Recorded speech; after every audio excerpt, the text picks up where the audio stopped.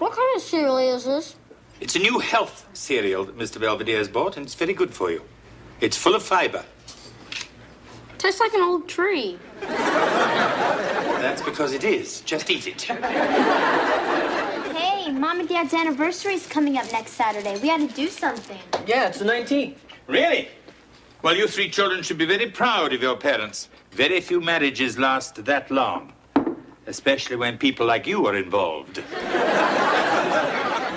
Wesley, what are those colorful little round objects floating in your cereal? Oh, they're vitamins. Vitamin M?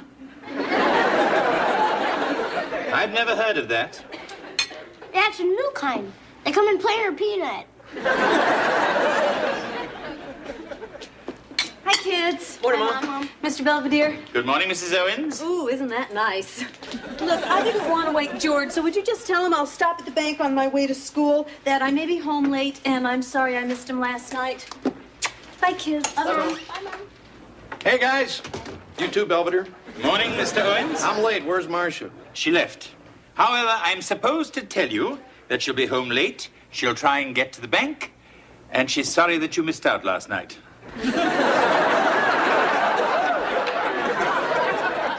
Or something like that. I gotta go. I took the wrong keys. I got Marcia's keys. George. Marcia. Oh, those are mine. Those are mine. Thank you. Thanks. So, what do you want to do for your anniversary? Huh? Oh, I don't know. It's no big deal. Oh, it isn't? What would you like to do? I don't know, something special, like a hockey game. Or a play? Nah. Perhaps you two could compromise and go to the ice capades. Hey, you know it'd be real nice if you guys got married again. What? You know, renew your vows. I read that it's a good way to put the spark back in an otherwise stagnant marriage. Yeah, you could do it at the bowling alley. You get a clown, balloons, and free shoes. Hey, why don't we do it right here? Oh, I don't know. That sounds crazy to me. I think it's a wonderful idea. We could decorate the living room, and you could contact the minister at that church you attend every now and then. Very nice. So you want it? Sure, why not? Anyway, I gotta go. Yep, me too. Yes, George? My potatoes are lumpy. Let me call Idaho. Hey, where are you going? Something the matter, George? No, I don't like eating alone. All right, I'll call the children and we can make them eat again. Relax, sit down, we can talk.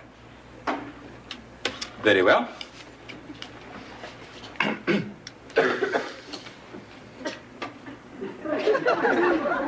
So what's new? Oh, not a whole bunch. How was work? Fine, fine. How was your interview with Helmut Schmidt? It's Mike Schmidt, the baseball player. Oh, but he does wear a helmet. He's talking. Well, that didn't take too long. Hi, guys. Have a seat. I guess I missed dinner, huh? I tried to hold it, but the children started feeling faint. I had to eat alone. I kept something warm for you. Thank you. Incidentally, I spoke to your Reverend Hummel today. He said he'd be very happy to perform the ceremony. Are we still doing that? Yes, George. The Reverend wanted to know if you prefer the standard ceremony, or would you like to prepare something special of your own? So what do you want to do? Well, I don't know. I thought we could each write our own vows. Lots of couples do that. Well, why can't I just say what I did the last time? Please don't pull the trigger. I can come up with something else. Come on, Kevin, we need a band. People want to dance. Get it. But these guys play at my school all the time, and they are really good. Heather, we're not gonna have somebody called the Maggots playing for Mom and Dad's wedding. Why not? What do you think, Mr. Belvedere? Call me old-fashioned, but I think you should consider the music that your parents like. I guess we could do that. Yeah, we can make a tape from Dad's albums. He's got Perry Como, Andy Williams, Sandler and Young, Vic Damone. The Maggots, huh? Regardless, the bulk of the musical program will be played by your brother. I'm finished practicing. Good. Yeah, and you were right. It sounds a lot better when you play way out in the woods. Yes, for us too. Anyway, I can play Here Comes the Bride real good, and I can almost play Oh Promise Me, except it sort of sounds like a polka. What about the decorations, Mr. Belvedere? We gotta do something with that living room, make it look special. Children, I am not responsible for the decorations. That's your problem. We know. I mean, you must learn to think for yourselves. Make your own decisions and then follow through. Hey, we can paint everything black and orange and have a Halloween wedding. I didn't mean you. Hey, you know it'd be real nice if we dug up some of Mom and Dad's old wedding pictures and stuck them around the living room. Yeah, maybe even get a couple of the best ones and blow them up. Now, there's a good idea. There's a whole box of stuff up in the bedroom we can go look through. Oh, boy! Just remember, it's gonna be a surprise for Mom and Dad. Hey, I'm cool.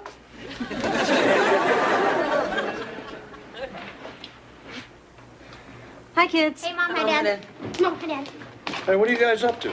Nothing, just going upstairs. Yeah, you guys stay down there.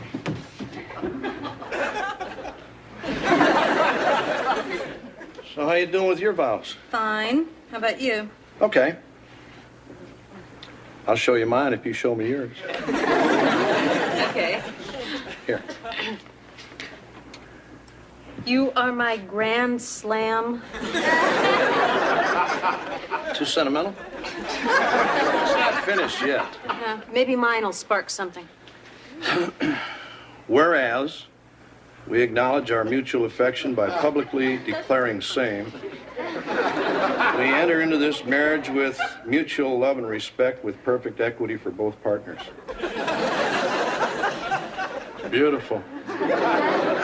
Kind of reminds me of our second mortgage. Well, it is a contract we're entering into. Who's going to perform the ceremony? Judge Wapner? Well, how are the vows coming along? We're exchanging them now. Hey, you find any wedding pictures yet? No, but I got a box full of Wesley. That's because Mom says I'm photogenic. The camera loves me. So go kiss one. Get back out there, will you? They're gonna walk in. All right, all right. Well, there's nothing here. Did you find anything? No, it's just a bunch of papers. Can't believe there's not one picture of their wedding. Hey, Kev, maybe they never got married. Anyway, here's their marriage license. How come they got married in Baltimore? I don't know. Ick, and they did it in City Hall. This is to certify that George Stephen Owens and Marcia Lee Cameron are henceforth recognized as man and wife, duly noted in the Commonwealth of Maryland this day, September 2nd, 1967. Real romantic, huh? Hey, that's not right. Mom and Dad were married in '66. No, it says right here, September 1967. Well, how could they get married in September 1967? I mean, I was born in December. That's only 3 months later. That would mean... We know why there aren't any pictures?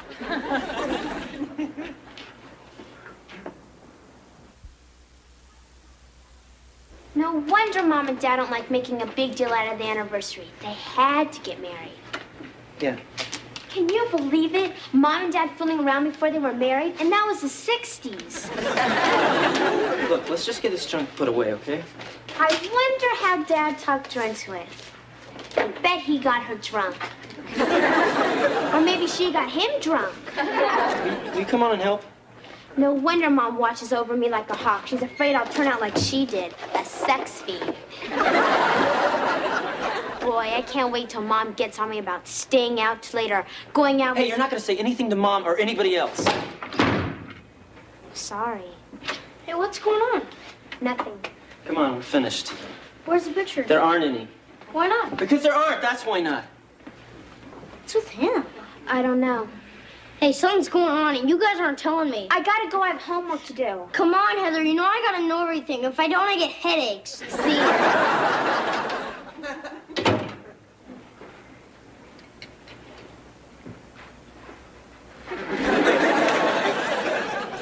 Hey, Belvedere. I wrote some new stuff for the ceremony. Tell me what you think. George, please, I just ate. Come Come on, Belvedere, I need your opinion. I'm not good at this mushy stuff. There was a young girl from Altoona who met a young man. I crossed that out. Too bad, it simply reeked with potential. I meant this right here. I, George, want you, Marcia, to be my wife on sunny days as well as rainy, in good moods as in bad, in my waking and my sleeping, for all the days of my life. That's quite nice, George. Yeah. Now all I gotta do is tack on the usual stuff. I'll love and honor her. She'll love, honor, and obey me. And I'll be finished. I bet on it. Oh, sorry, Kev. I guess your old man's gotta learn to be more careful. Better late than never. So, Kevin, did you find some nice wedding pictures? No. Perhaps I can find some for you. Hey, I already told you there aren't any. Well, Kevin, what's the matter? Nothing. There just aren't any pictures, okay? Well, there must have been some remembrance of the ceremony. Yeah, you're looking at them. What? They had to get married because of me. I saw their marriage license. It's not their 19th anniversary. It's their 18th. Oh, dear. Do you know what that means? I bought the wrong gift. Come on, Mr. Belvedere, this is serious. Oh, I'm sorry, Kevin. Look, it happened a long time ago. There's nothing to be ashamed of. I'm not ashamed. I'm just sorry I made them get married. Kevin. They probably didn't even like each other. Well, they must have liked each other a little. Yeah, right. Kevin, I am a very good judge of character, and I know that your parents love each other very much. Look, I don't want to talk about it, okay? Hey, come on, what's the big deal? Obey.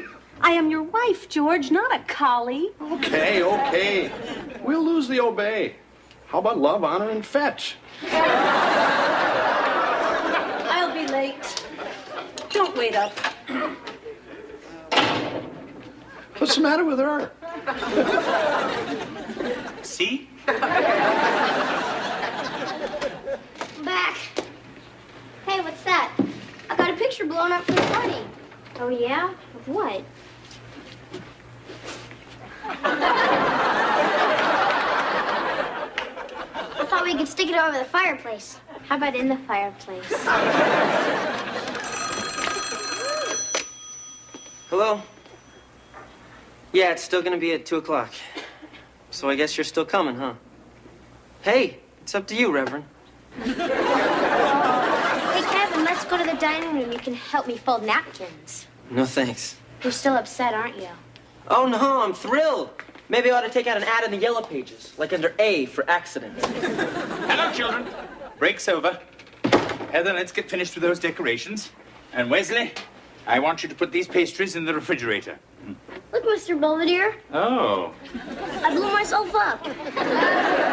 Well, that's one way of doing it. Now, scoot. Kevin, I thought I'd ask you to rake the leaves and bring the trash cans in. Figured I'd do it during the ceremony. Kevin. Hi, guys. Well, how's everything coming along? As well as can be expected. Anyone seen George? Yes, he's upstairs. I believe he's locked himself in the bathroom. Why? What happened? It's a joke, Mrs. Owens. You know, as in wedding night jitters. Oh. Guess she never had any. Kevin? The past few days he's been so distant. Or perhaps he's thinking about something distant.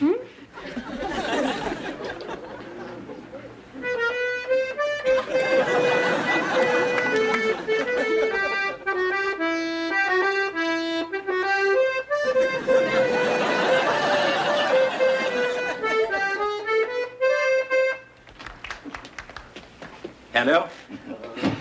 What's taking your parents so long? I don't know, but they're taking forever. Yeah, I'm running out of songs to play, and I only know one. Well, just remember what we rehearsed. As soon as your parents appear on the landing, everyone will rise, and you will begin the wedding march. I'll be ready. Welcome to our home. Sit anywhere you want. I don't care. Kevin, I'll take care of the hospitality. You go upstairs and see what's happened to your parents. Sure, I don't care. I'm sorry, George. That's absolutely unacceptable. All right, all right. I just thought you'd like it if I said you were the power behind the throne. I don't want to be behind it, George. I want to be on it. Well, it's free now. Yeah. Mr. Belvedere sent me to see if you guys are ready. Are you? Oh, God, George, look what time it is. Come on. All right. Just let me get the old noose around the neck. Hey, you don't have to do this. What's the matter? I just think it's stupid for you guys to get married again when you didn't even want to do it the first time. George, he knows. Knows what? Uh-oh.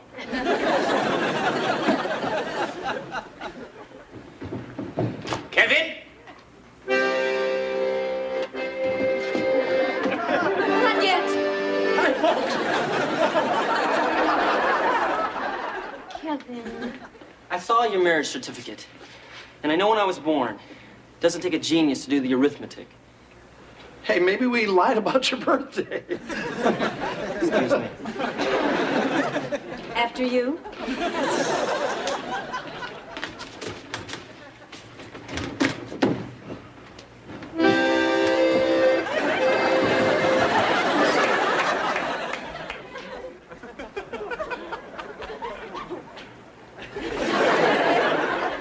So, anyone from out of town?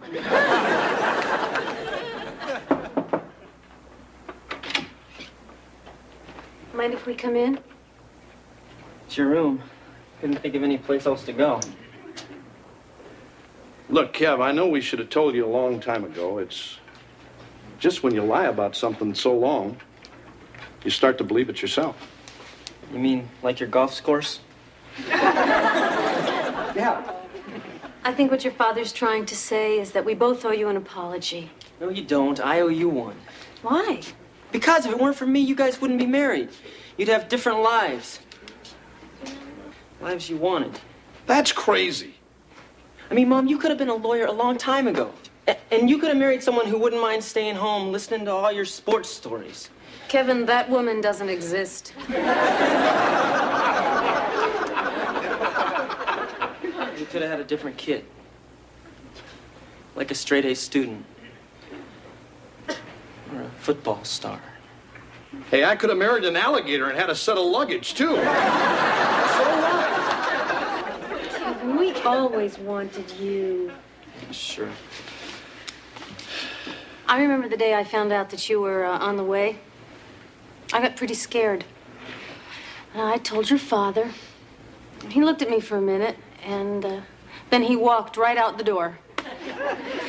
He came back about an hour later, and he had this little cowboy suit for you. You know, with a badge and a hat and these tiny little boots. I knew you were going to be a boy. The point is, we loved you from the moment we found out about you. And nothing's ever changed that. Yeah, but you guys don't even have anything in common. I mean, all you've been doing lately is fight. Well, that's because we've both been pretty busy. We're both stubborn. And a little stupid. See, we do have things in common. Forgive me for barging in, but things are getting ugly down there. Oh? Are we still having the ceremony? People are curious. I don't know. We're still having a little thing up here. Yeah, but it's okay now. Good, because I'm kind of having a big thing down there, and it's not okay. I've got a minister who's late for a funeral, a Mexican buffet that's started to go south, and if Wesley plays anymore, I will not be responsible for his safety. We'll be ready in 5 minutes. So will the nachos. So move it.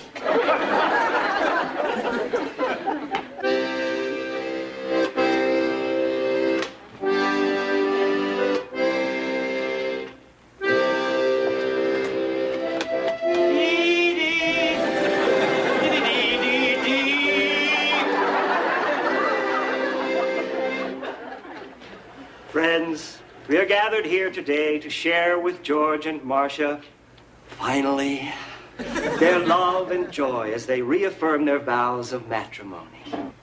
Hey, why is Kevin up there with them? Perhaps because he was up there the first time.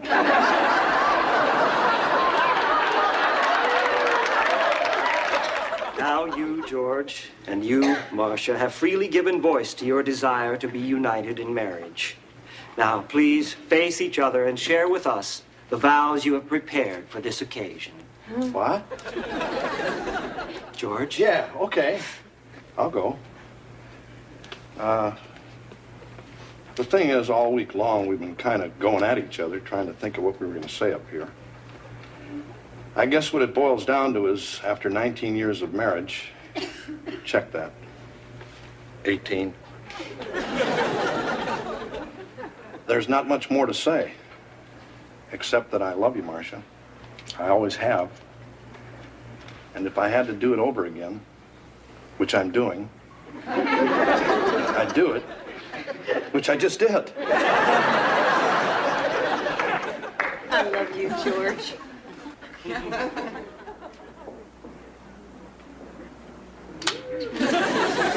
Well, it's about time somebody took one.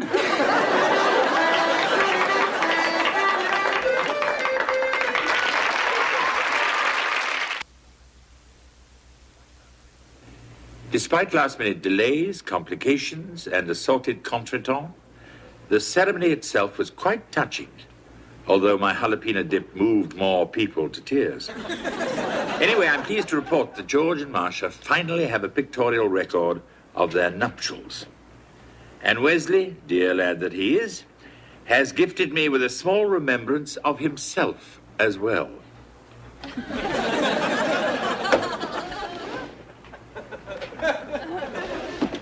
I'll never get to sleep.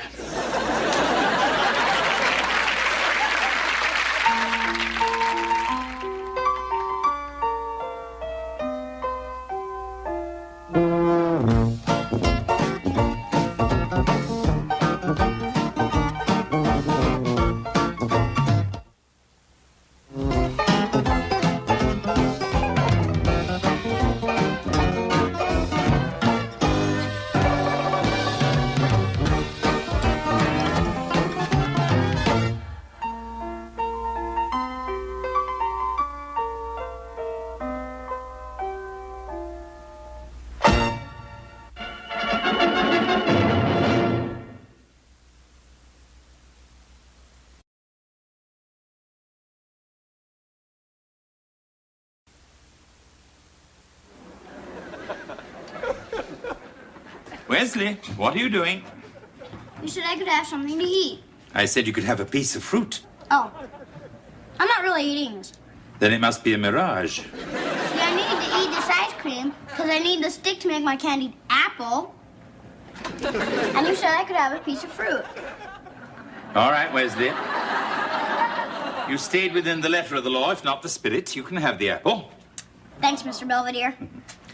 Tomorrow we'll see what you can do with prunes. Would you sign this, please? What is it? Oh, nothing. I just need permission for our class trip. Class trip? Where are you going, the dairy? London, Paris, Rome, and Madrid? It's Christmas in Europe. Almost my whole class is going. It's going to be real educational. Gee, I don't know, honey. How much is it? Only $1,300. But, Mom, that'll be my whole Christmas present. I don't expect anything else except some new clothes, a camera, and spending money. We appreciate the sacrifice. Mom, Look, Heather, you know your father's paper may go on strike. I thought that was just the typesetters. Yeah, but if they go, Dad's union will go out too, and we've just got to watch our budget, okay? Yeah, I guess. Anyway, I think you should spend Christmas here at home with us, your family. Can we at least send him someplace? Hey, who's that? Wes, did you leave your bike in the Huffnagel's driveway again? Not since Mrs. Huffnagel slashed my tires. What kind of an idiot is making all that racket? It's Dad. Oh, that kind. Hey, that's not our car. Hey, I've been honking out there. We thought it was mating season. Dad got me a car. George, I thought you and Kevin were just going out to look tonight. We were until we saw that little red beauty out there. It's great. It's got 4 on the floor, a V8 with dual carbs, and does 0 to 60 in 6 seconds. Perhaps that can be fixed. George, I thought we were going to get him something a little more practical. It's practical. I mean, with those wheels, you'll pick up practically any chick in town. Come on, Kevin, let's go burn some rubber. Wes. I can't drive it until I buy insurance, right? That's our deal, pal. Ah, nuts. Wesley, it's way past your bedtime. All right, I'm going.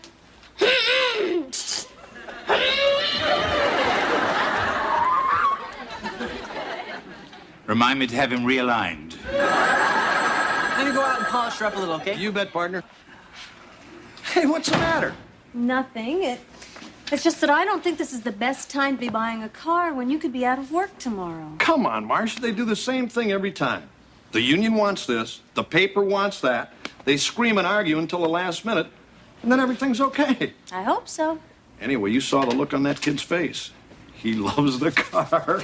Yes, fine. I'll see he gets it. Goodbye. Sir, that was your paper. Oh, everything's settled? Yes. The picketing starts at noon tomorrow.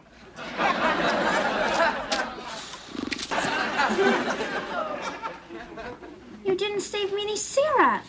Oh, sorry.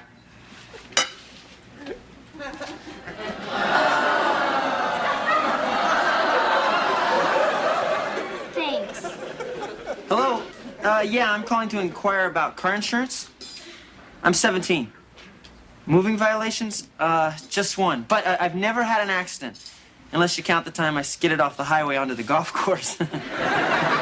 Hello? Hello? They hung up on me. Imagine that. It's the 5th insurance company I've called. Unless you're 45 with a dull job and a slow car, they won't even talk to you. Well, be patient. Better go. Gotta walk to school. Come on, we'll go to Hershey Park like we used to. We can ride the roller coaster. George, I've got to go to class. Tell them you're sick. I'll write you a note. Write me a note, Dad. I'll goof off with you. Come on, children. You'll be late for school. Yeah, come on, kids. I'll drop you off on my way to pick it. Here you go, Wesley. What's in here? Oh, nothing unusual. Bologna sandwich, carrot sticks, and a chocolate cupcake. Why? I just thought you might put something funny in here. You know, to get me back for that candied apple. Oh, that would be very small, Mr. Belvedere, wouldn't it? Oh, Wesley, don't forget your thermos.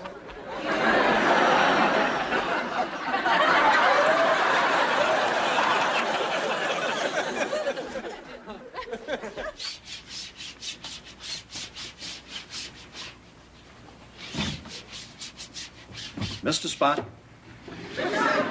Thank you, George. Don't we have any picketing today? I'm sick of picketing. I've been doing it for 3 weeks. Besides, all the fun guys got arrested. And deservedly so. Big deal. They turned over one car. How were they supposed to know there was a dog in it?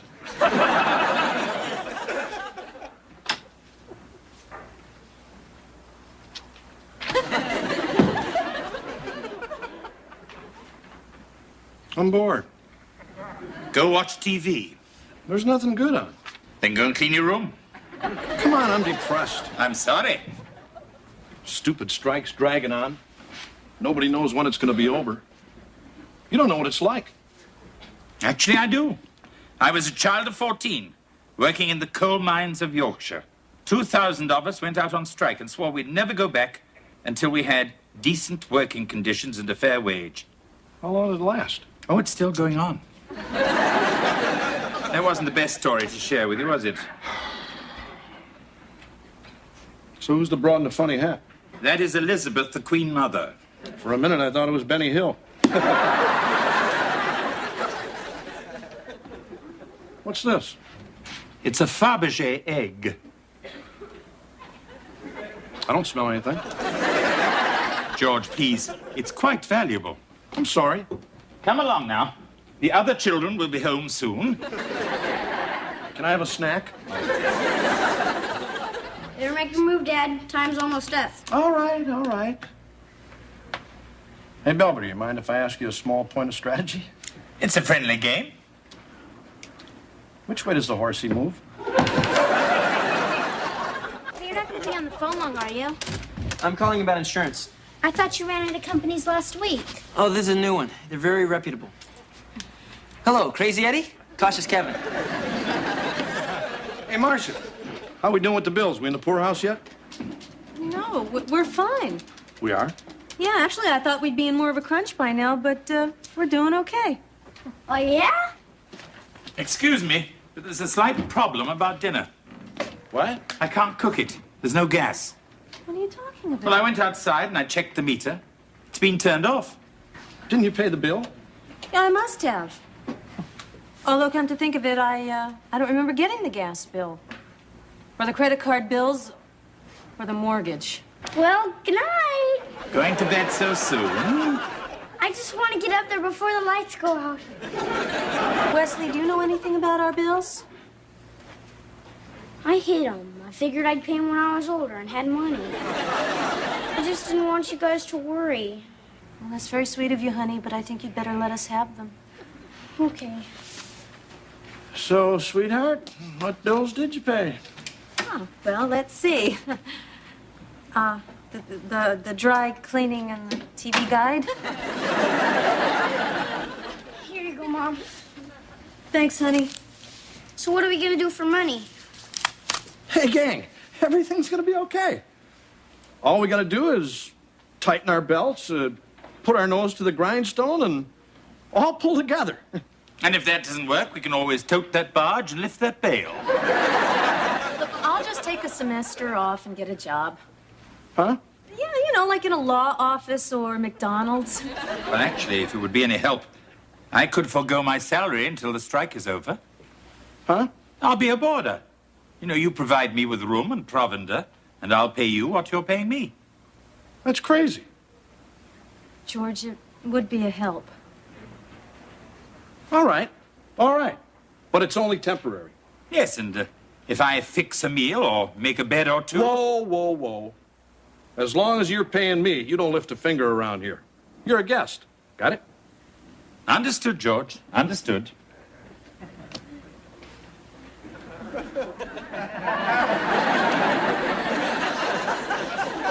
I'll have my tea now.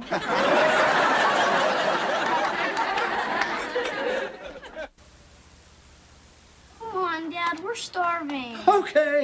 It's coming. Dad, you sure you don't need any help? I'm okay, kitten. It's just breakfast. Not the big deal some people make it out to be. Okay, folks, how do we want our eggs? Scrambled. Poached, fried. Florentined. So how do you like being our guest, Mr. Belvedere? It's delightful. Yeah, and since Dad won't let you work, you and me can spend the whole day together. I'm a guest, Wesley, not a hostage. Hey, what's burning? Hey, Dad, you didn't wreck my raisin toast, did you? It's okay, pal. Just the way you like it. Well, while you're busy buttering the toast, I'll get the eggs. No, I got it. You just sit back down and relax. All right. Here we go. We got some nice eggs, some nice toast. You really don't want the bacon. I gotta go, Dad. Yeah, me too. I gotta go make someone's bed. Sorry about breakfast. Gee, what's the matter with Dad? What do you think? He's got no job, no self-respect. He's a broken man. Forgive me for interrupting little Mary Sunshine. But your father is just depressed. He's going to be fine. I guess so. And instead of sitting around moping, the two of you should be thinking of things to help the situation. Well, I stopped asking to go to Europe. And I stopped going through Mom's purse. Children being a little less selfish than usual is not enough. You must do something positive. Hey, there's a place downtown where you can sell your blood. They give you orange juice and cookies and $10 a gallon. Hey, I know. There's a lot of good junk around here. We could have a garage sale. Yeah. Now, there's a good idea. Come on, Wes. We got a lot of work to do. Okay, see you later, Mr. Belvedere. Yeah, see ya. Good luck, children. Now for my real breakfast. I'm back.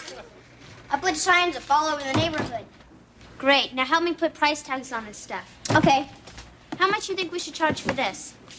$100. Wesley, it's only a hot water bottle. Well, just tell him someone famous slept on it. Well, goodbye, children. Mr. Belvedere is off to the cinema. Wesley, I have left a box on my bed. You may sell what is in it. Thanks, Mr. Belvedere. Hey, what movie are you gonna go see? Oh, either Bergman's Wild Strawberries or Schwarzenegger's Commando? It's very hard to decide.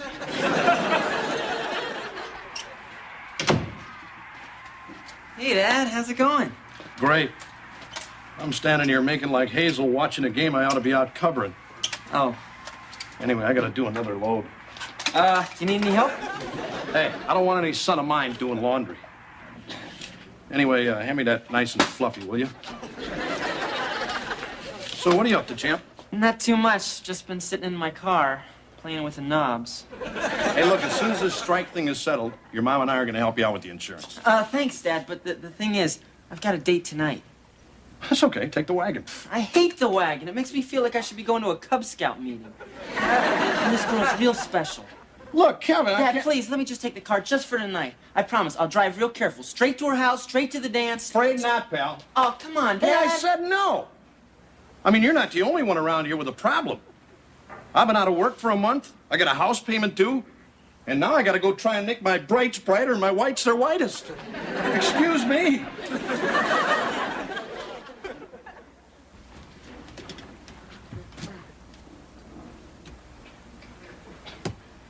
Stuff's okay, I guess. Hey, that used to be up there. Probably just forgot to put you in. Thank you. So, how'd you do? I finally sold the waffle iron. Oh, yeah? Hope she's from out of town. Look, another customer. I'll take her. Older women are crazy about me. Hello, may I help you, madam, or are you just browsing? Oh, my. What a gracious young man. As you can see, we have some very lovely items. How about a nice bowling trophy? Oh, I don't think so. We have some real good books. David Copperfield, Treasure Island, and My Story by Mike Douglas. Oh, my God. Oh, you like our egg? Young man, where did you get this? Our housekeeper, Mr. Belvedere, he brought it over from England. How much are you asking for it? Well, I really shouldn't do this, but because I like you, I'll give it to you for $10. $10? All right, 5. All right, 3. And I'll throw in a bowling trophy. I'll take it.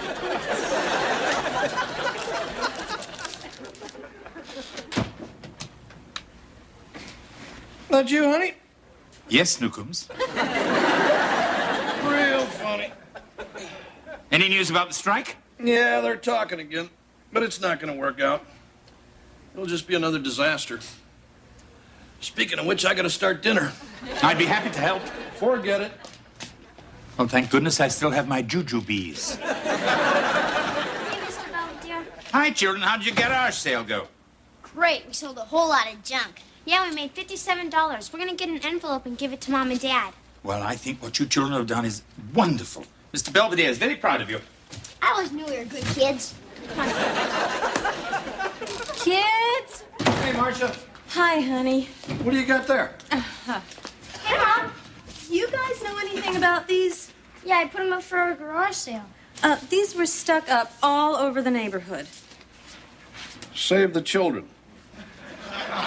Owen's Family Distress Sale. Help us buy food and medicine. Nice picture of you, Wes. Where'd you get the crutches? We were only trying to get people to come. Yeah, and look, we made all this money to help you guys. We didn't think we were doing anything wrong. That's okay. You didn't. Thanks, kids. What you did was just wonderful. Oh, Wesley. Yeah? Have you seen Mr. Belvedere's egg? What's the matter? You lay one? I lost one. Yeah, I sold it. I got $3. 3 whole bucks. What's going on, Mr. Belvedere? Oh, it's nothing. It's nothing. It's just that in their zeal, the children have sold something they shouldn't have. But it's all right. It's all right. I can always get another. After all, there are 2 others in the world exactly like it. All right. We'll find it.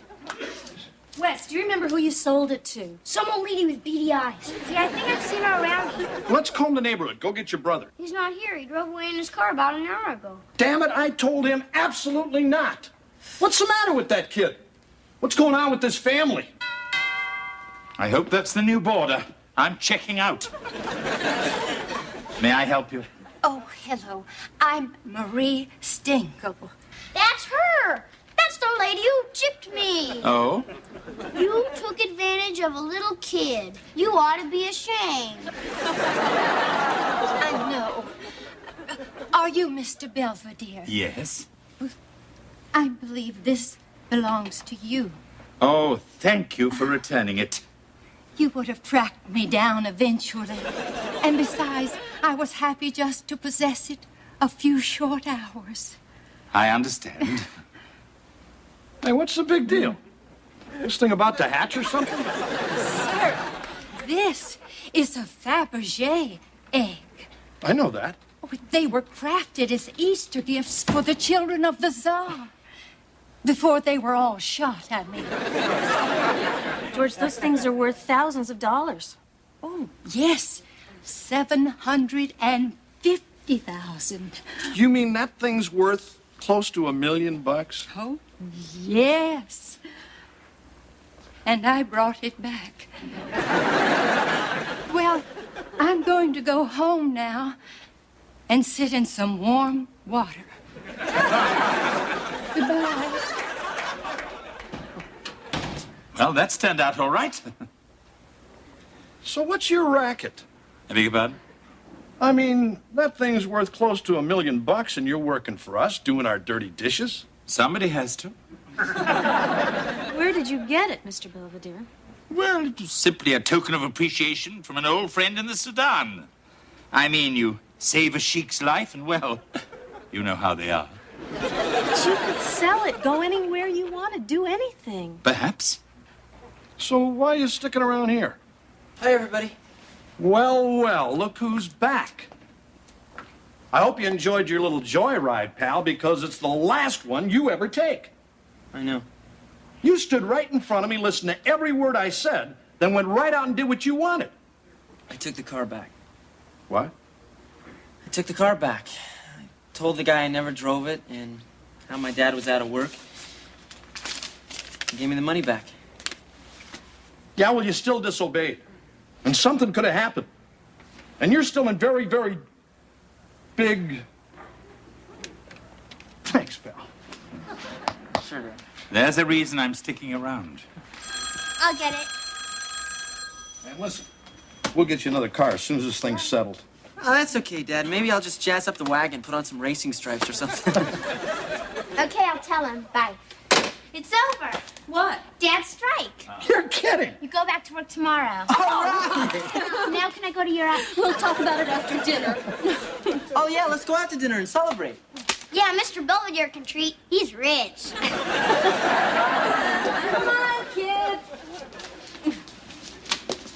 Well, I guess it's back to the paper for me. And back to the kitchen for me. You know, there's some things in the world you just can't put a price on. I've noticed that. I mean, like Kevin, taking the car back and all. It makes this check worth about a half a dozen of those. That's true. So, you want to trade? Let's go.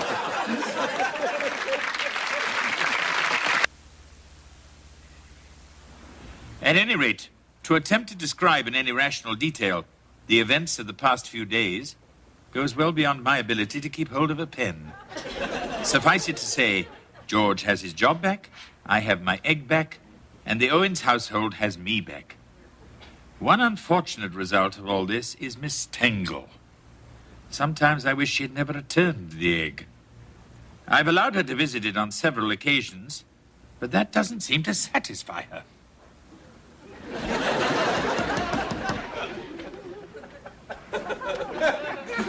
It's still here, Miss Tangle.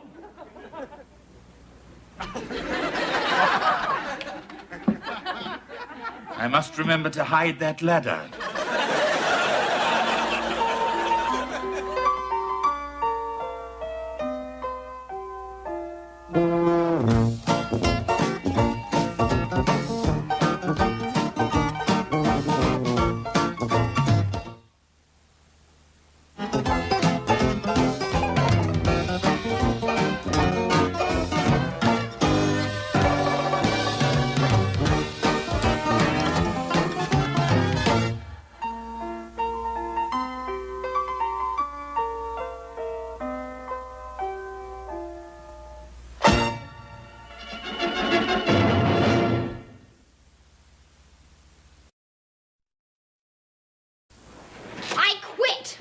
Hey, Wes. Bad day at the gridiron? I'm going back to ballet. At least they don't yell at you. Honey, I don't know why you're so upset. I thought you played, quite well. And that's the best my mother can do. Hey, come on, Chip. You look great out there. Yeah, that was a really good tackle you made at the end. I tackled my own quarterback. Yeah, but you really nailed him. Yeah, I fumbled and everything. Yeah, well, now we finished the post-game show. I have sandwiches and fresh brownies out in the kitchen. Not hungry. Hey, come on, pal. You can't let a few mistakes get you down. Dad, I'm terrible. Hey, now you're talking like a quitter, and no son of mine's gonna talk like that. You can do anything you set your mind to, right? Oh, no. You see that mantle? I'm gonna get rid of all this junk and make room for your trophies and medals and all the stuff you're gonna win. I am? Yeah! And now you're gonna get back out there, and you're gonna bust your tail, and you're gonna hit them hard, and pretty soon you'll be a real All-American, right? Right. Now get in there and hit those brownies. Okay. That kid is so bad. There, George. He can't throw, he can't catch, he's got 2 left feet. I don't know why I put myself through this. Sentimental reasons? Huh? Well, look on the bright side, Dad. I mean, he can't be any worse than I was. That's for sure. Hey, only kidding, Kev. Yeah, right, Dad. Real funny.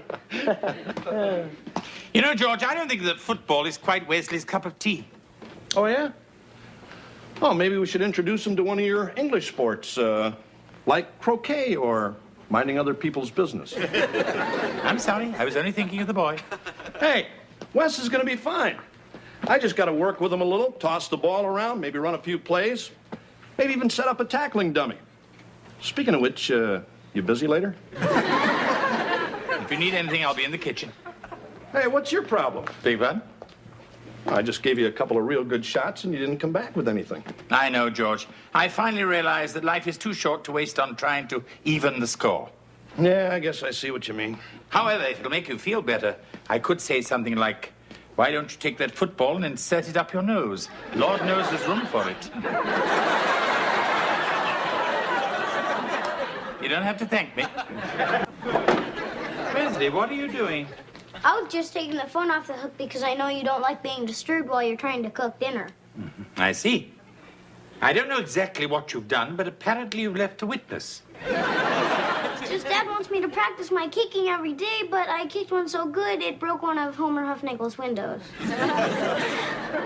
Wesley, please tell Mr. Belvedere it wasn't the big picture window. You know, the one where Grandma Huffnagel sits. Oh, don't worry, it wasn't. It was the little one. You know, with all the pretty colors. Oh, the stained glass. Oh, no matter. They can always send to the Vatican for another one. I'm sorry, I'm just trying to get better. It's all right, Wesley. Now you go and wash up. Later we'll try and burn off your fingerprints.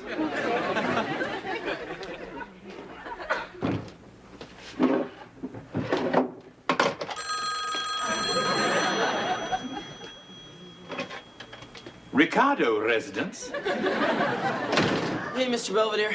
Hello, Kevin. Tough day out in the teenage wasteland. Go ahead. I was thinking of throwing out all the glasses anyway. Okay. Kevin, is that just for you, or is Yugoslavia dropping by? No, it's for me. But dinner will be ready in less than an hour. I'll eat then, too. Will you be eating every hour? I mean, maybe I should open up a buffet. Look, I'm just trying to put on a little weight. I'm going out for football. Oh? Why? Because it's starting again. What's starting? Dad and his sports thing. I mean, he's got this hang-up about trophies. And he's not going to be happy until someone in this house brings one home. And if Wesley can't do it, then maybe I can. Well, I think that's very nice, Kevin. I'm sure your father will be delighted. Hey, I don't want Dad to know. Or anybody else. Why not? Because I don't want to tell him what I'm doing until I do it. You know, make it through the season, get my varsity letter. I just don't want to get Dad's hopes up and then fail again. All right, Kevin. Your secret is safe with me. Hey, Kev, anything new? No, Dad. Who's all this for? Oh, it's for me. A little something to tide me over before dinner. I just don't know where he puts it.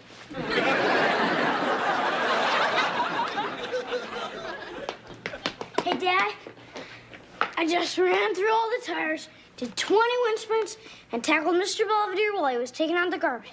Wesley. It's okay, he didn't spill any. That's the spirit, champ.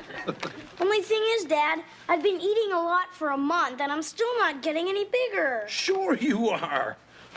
I think I should take steroids. What? They're supposed to make you as big as a steer.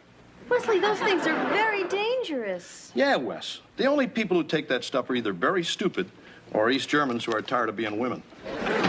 Wesley, you blindsided Mr. Belvedere. Sorry.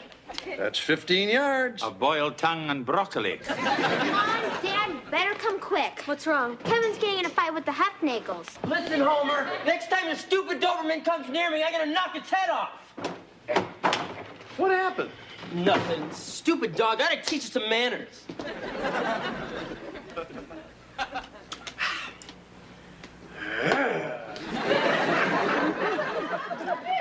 Very impressive.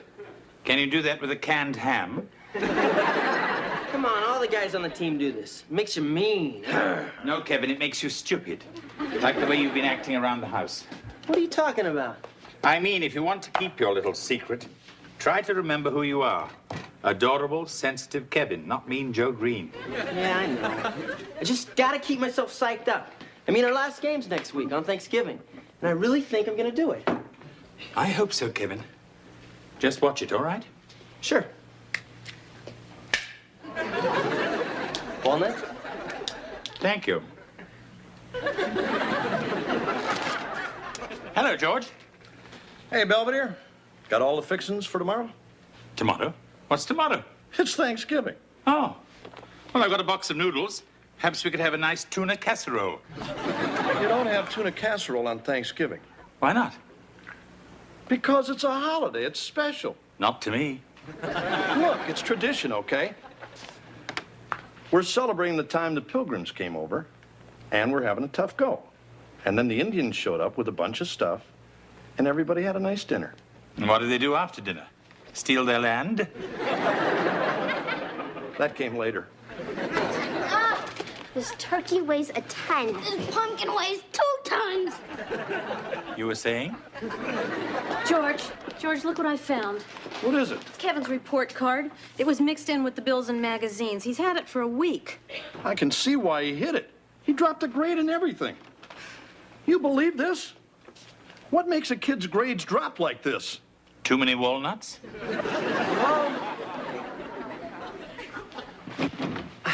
Whoops, I was hoping you wouldn't find that till after Christmas. Kevin, what happened? Yeah, how do you expect to get in college with grades like these? Football scholarship? Hey, I'm in no mood for your jokes. All right, look, I'm sorry. I'm gonna study harder, and I'm gonna do a lot better, I promise. Oh, you're going to study all right. You're grounded. Huh? Home every day by 3 o'clock. And that's the law. Starting when? What do you mean starting when? Starting now. I can't start now. I'll start Monday. You'll start today. I can't. I have to do something tomorrow. Like what? It's personal. What's going on? You got a broad stash someplace? Or a young lady? Look, I just don't want to talk about it. Kevin, what's going on? Lately, you've been acting like someone we don't even know. I'm sorry. Can't you just trust me? It's a little late for that, pal. Look, I've got to go out tomorrow, and I'm going. Listen, Buster, as long as you're living under my roof, you'll live by my rules. Then maybe I shouldn't live under your roof. Kevin? Kevin? Forget it, Mr. Belvedere. Have a happy Thanksgiving.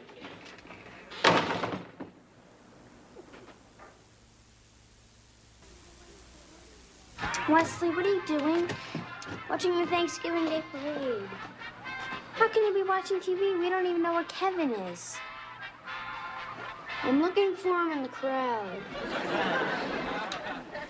Anyway, Dad says if Kevin is old enough to walk out the door, he's old enough to not have us chasing after him like some sort of little kid. Well, that's not what Mom thinks. Doesn't matter what Mom thinks. She's not the man. Wesley, you sexist pig. Wesley, stop making that noise. You'll be fed in a moment. Owen's residence. Well, hello, stranger. Nice of you to check in. Wait till I write it down. Is that Kevin? Thank God. Uh-huh. Fine. Look, Kevin, your mother and father are standing right here if you'd like to talk to them. All right, goodbye. He didn't even want to talk to us? Well, at least we know he's okay. So what'd he do, spend the night with some friends? Not unless his friend lives downtown at the Hotel Gilbert, right next to the Midnight Mission. George, our son is living on Skid Row. Hey, look, I didn't kick him out of here. He walked out on his own 2 feet. Speaking of which, he asked me to bring him some clean socks, as well as his clothes, his school books, and a can of Black Flag. Come on, honey, let's just go down there and get him. I think he's got to go through this on his own. Go through what? We don't even know. Maybe he's drinking again. Well, he's certainly in the right neighborhood for it. Sorry. Anyway, he's not drinking. Excuse me. Belvedere, you know what's going on, don't you? Somewhat. Well, what is it? But I'm afraid Kevin has told me in confidence, and I can't betray his trust. I forgot we got Bishop Sheen as a housekeeper. Rest assured, he's all right. And his problem has nothing to do with sex, drugs, or alcohol. Thank you. Which reminds me, I need a day off.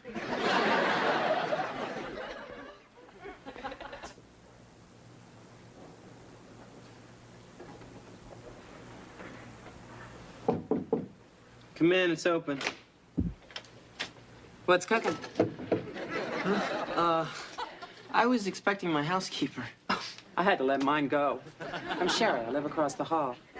I'm Kevin, I'm underage. Do you have any cranberry sauce? Why? What are you gonna do with it? I'm gonna eat it, kid. Like with turkey and stuffing. It's Thanksgiving, remember? Yeah, right. Got some applesauce. I'll take what I can get. Thanks, kid. I'll see you around. Sure. I just gave her my hot plate and some canned goods. It's a pity you didn't have any stockings or chocolate bars. She might have moved in with you. Well, Kevin, what a delightful room. Hey, look, I don't need any wisecracks, Mr. Belvedere. This is the best I could do, okay? No, I mean it. It reminds me of a hovel on the left bank I once shared with Jean-Paul Sartre. He was busy forming his philosophy of existential nihilism, and I was going out for track. Yeah, thanks for bringing my stuff, Mr. Belvedere. You know, your mother's very upset. I figured. And I think your father is, too. Tough. You know, Kevin, for someone who's set out to make your father happy, you're doing a very miserable job of it. Thanks. Why don't you just tell him you're playing football and have done with all this foolishness? Look, I've got to do this my own way. I'll tell him when I have the letter in my hand. It's up to you. So listen, I have to look over some plays for tonight. Oh, that's right. The last game of the season. Oh, you must be very excited. Yeah, I might even get to play. It must be very exhilarating. Out on the field, being cheered by strangers. Look, just tell Mom that I'm okay and I'll call her tomorrow. And your father? I don't care. Make something up. I've become very good at that. Kevin, are you sure you want to stay here? Yeah. And you're not coming home? No. Oh. Can I have your room?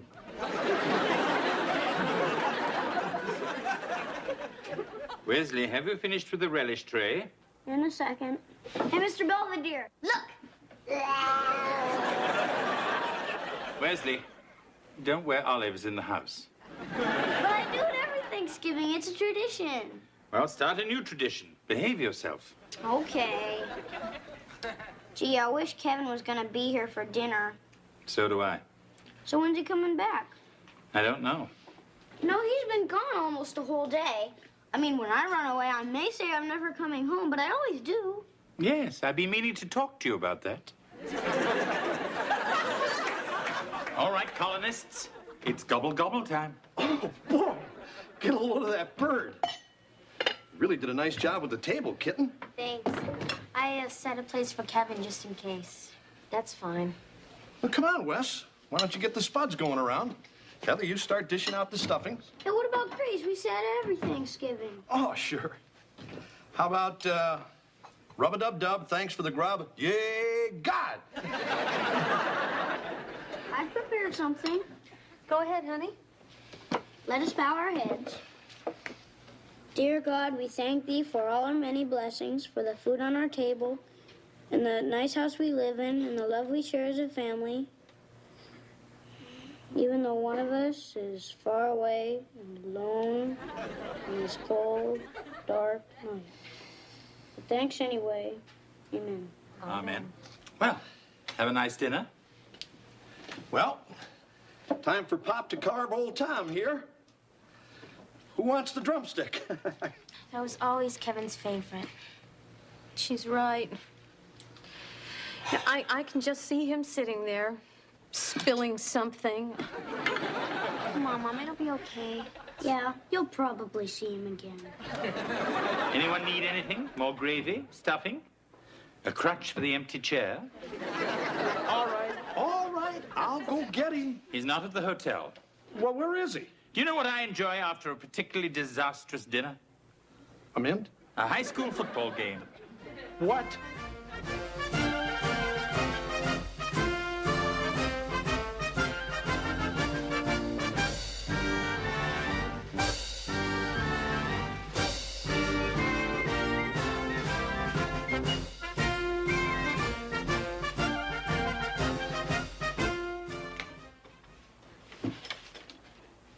Boy, it's even uglier in here.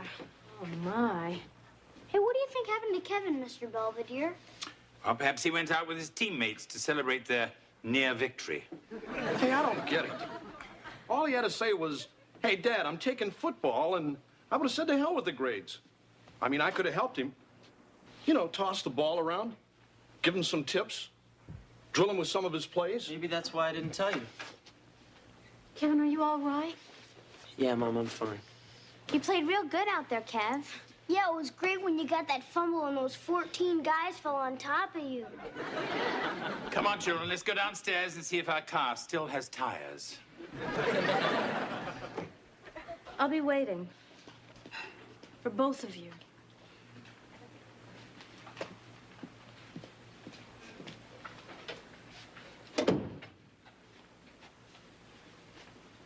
So, you look pretty good out there. Thanks. Would have been nice to see some of your other games. I wanted to surprise you.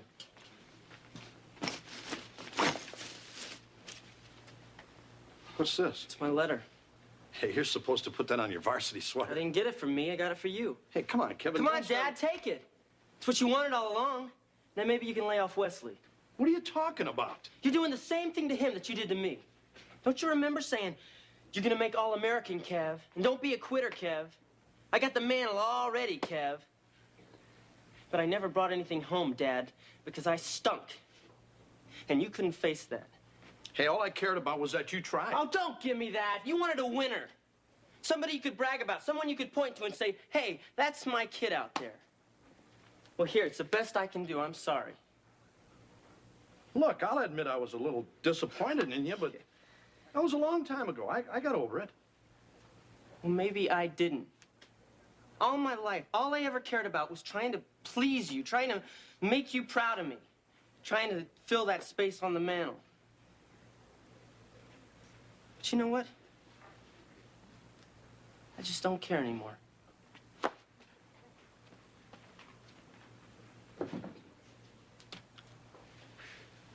Boy, I wish I had the guts to tell that to my old man. Huh?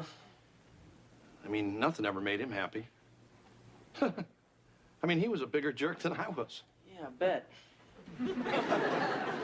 Hell, if I struck out or missed a block, I might as well not show up at the dinner table. I mean, this guy was Look, Dad, I don't care what your father did to you. I care about us. I thought you said you didn't care. I mean, I'm the one that can't cut it. I mean, I couldn't cut it with my old man, and I'm not cutting it with you. Come on, Daddy. You're not that terrible. Oh, no?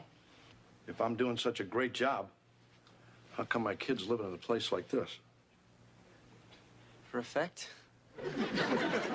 Look, Dad, I'm not a jock, and I'm never gonna be that football star you wanted. You just gotta learn to take me for what I am. That's not so tough.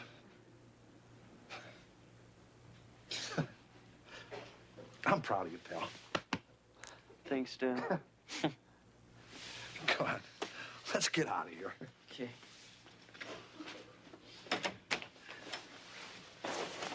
Oh, wait a minute. Still yours. Thanks for everything, Kevy.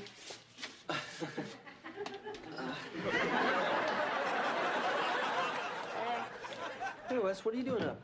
I'm hungry. You want some turkey? No, I'm just gonna scrape the marshmallows off the yams. So I hear you did this whole football thing because you were worried about me? Yeah, sort of. Well, that's stupid. I mean, I know I'm not that good, and I know Dad knows it. But I don't care, because I'm having fun. Oh, I didn't know that. See, Mr. Belvedere explained it to me. The reason things always bother you is because you're a brooder, and the reason nothing hardly ever bothers me is because I'm a sociopath. I'll try to remember that. Anyway, I just wanted to say I'm glad you're back, because you're my brother, and I worry about you. Oh, thanks, Wes. Sure. I'm just trying to get some sleep, okay?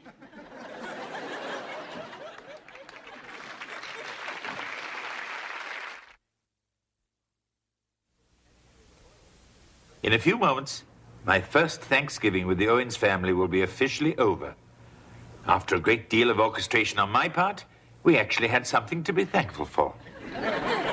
As usual, they provided me a cornucopia of chaos, dilemmas, intrigue, and leftovers. I don't even want to think about what they're getting me for Christmas.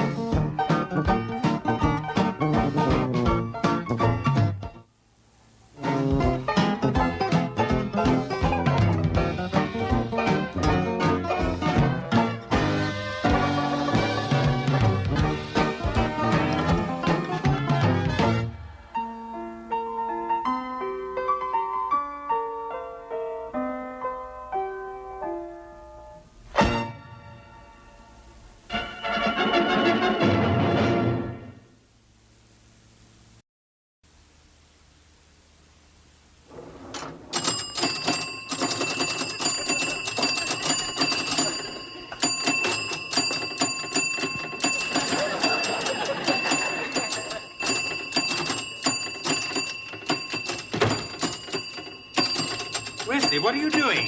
Eating my lunch. What is this? A pinball machine. Thank you. Hey, what'd you do that for? I almost had 10,000. Wesley, what have you done? Two guys came and said, "Hey, kid, want a pinball machine?" I said, "Okay."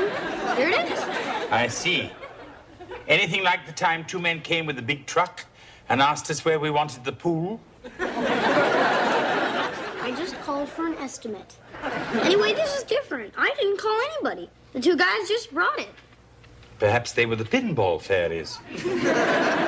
One of them had an earring.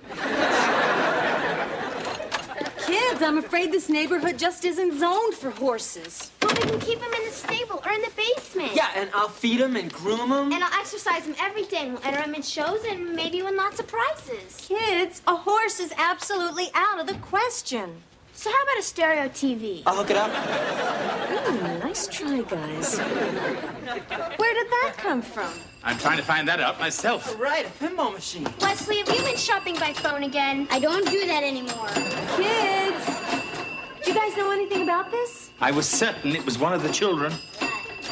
Oh, boy! There it is! It's my firebomb! I was right. I used to play it when I was a kid. It's a classic. Practically an antique. Where'd you get it? Someplace downtown that restores them. Got a pretty good deal. All right, got me a bonus ball. Wonderful. Now, if you could just end world hunger. What happened? I think a bonus ball dropped down the small abyss here at the bottom.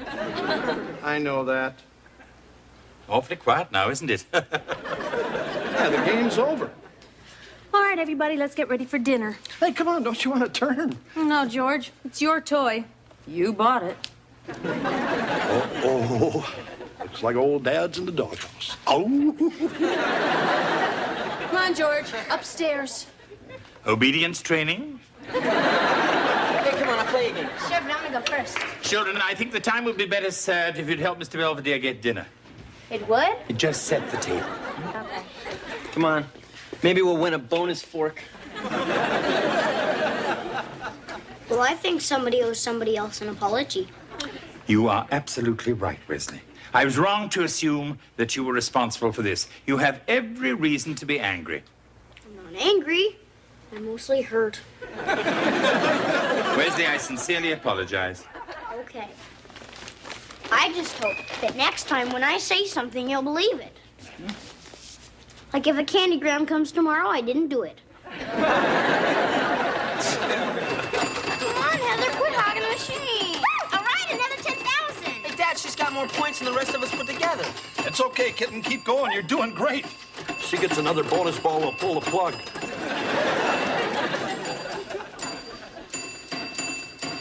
I feel like I'm studying in a gas station. Pardon me? Oh, you know, the sound of the pumps, you know, the way they go ding, ding, ding. Remember? Well, I mean, they don't do that now, but they used to 20 years ago. They used to go ding, ding, ding. Well, I'm sure 20 years ago I would have been amused. I'm sorry, Mrs. Owens. It's getting to me, too. It stopped. Perhaps they broke it. Wesley's very good at that. I'll be right back. I'll be right behind you. Hey, Dad, watch it. You're gonna break it. Hey, don't worry. It's called finesse. I think it's called tilt, Dad. Okay, bedtime, everybody. Nuts. This thing bothering you? Oh, just an itsy bit. Okay, kids, that's enough fun for tonight. Yeah, upstairs, finish your homework, brush your teeth, and into bed, all of you. Mom, I'm 17. So get a job.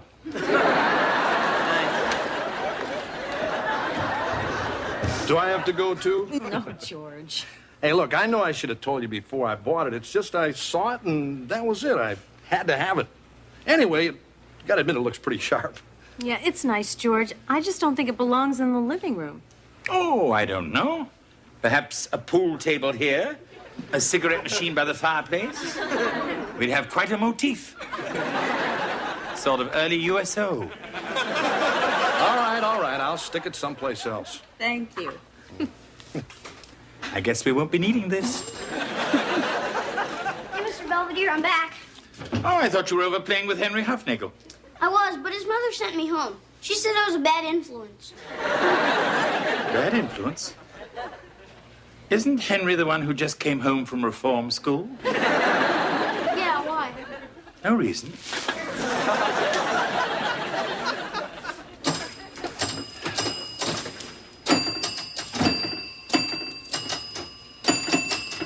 So, I see we've parked ourselves in here. Yeah. I'm going back in the house. But you haven't finished the game yet. I know when I'm beat.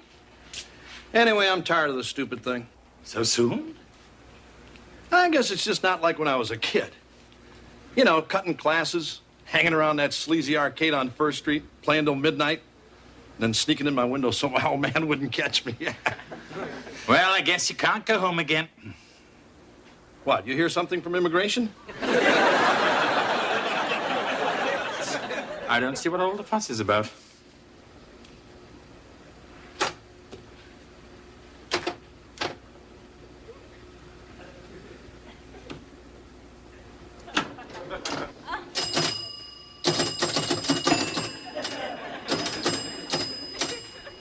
What are you doing playing? Wesley, I thought you said such amusements are a waste of time and energy. we must do something about your memory. Anyway, I wasn't playing. I was just curious to see how the machine operates. Yeah, pretty tough, huh? I mean, that's why Dad gave up. He said nobody could get the 100,000 it takes to be king of the fire gods. Wesley, I don't know many people besides your father who would want to be king of the fire gods. But I'm sure it can be done. Oh, yeah? From what I've discovered, it's simply a matter of understanding the dynamics of the machine, controlling the ball, and yourself. Discipline. So go ahead, prove it. Wesley, I'm not interested in proving anything. That's okay. Dad says if he can't get 100,000, nobody can.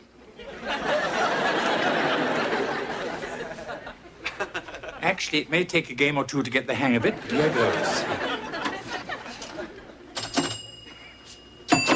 Hey, doing pretty good, Mr. Belvedere. Oh, just beginner's luck. So, you gonna make my lunch pretty soon? Why don't you make it for yourself? So, can I make a potato chip and jelly sandwich? I don't see why not. Great! All right. Got me a bonus ball.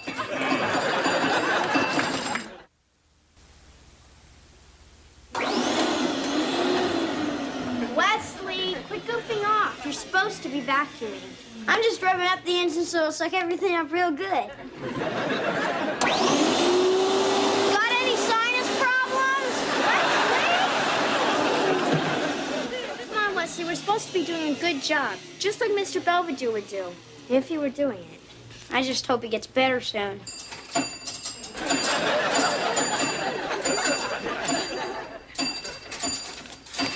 Mr. Belvedere?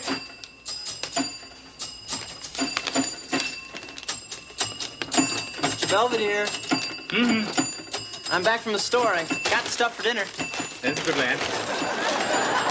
Yeah, I got chicken, potatoes, lettuce, strawberry shortcake. So, what should I do with it? Boil it.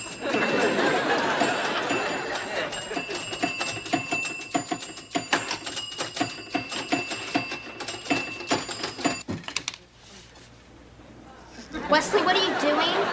Making popcorn balls. For dinner? No, they're an hors d'oeuvre. Come on, guys. Mom and Dad are gonna be home pretty soon. I don't think I can take much more of this. Hey, it's only been a couple days. Besides, you want to get Mr. Belvedere in trouble? Yeah, if Dad finds out he's been goofing off playing that machine all the time, we'll probably fire him. Yeah, but this time he'll actually have a reason. Mr. Belvedere? Hello. So, you about ready to start dinner? In a bit. First, Mr. Belvedere's going to go rest his fingers. Sure. Anybody see my pack of luckies?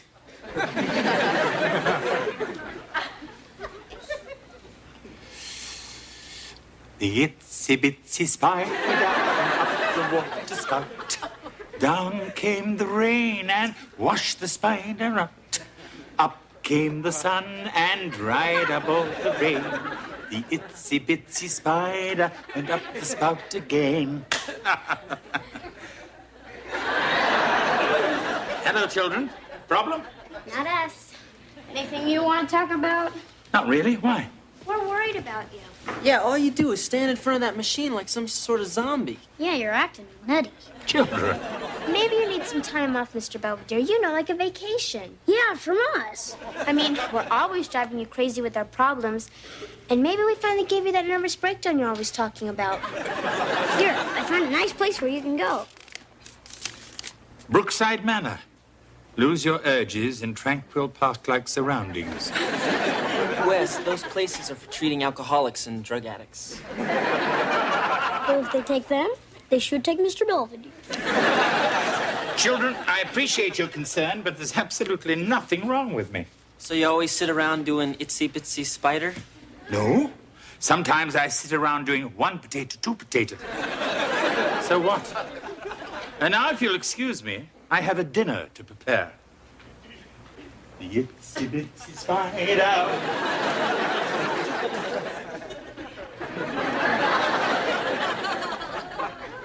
Pretty good popcorn balls, huh? Delicious. I think I lost the filling. Everybody ready for the main course? What is it? Sloppy Joe's. It's Western night. Oh, boy. Sorry I had to use tuna.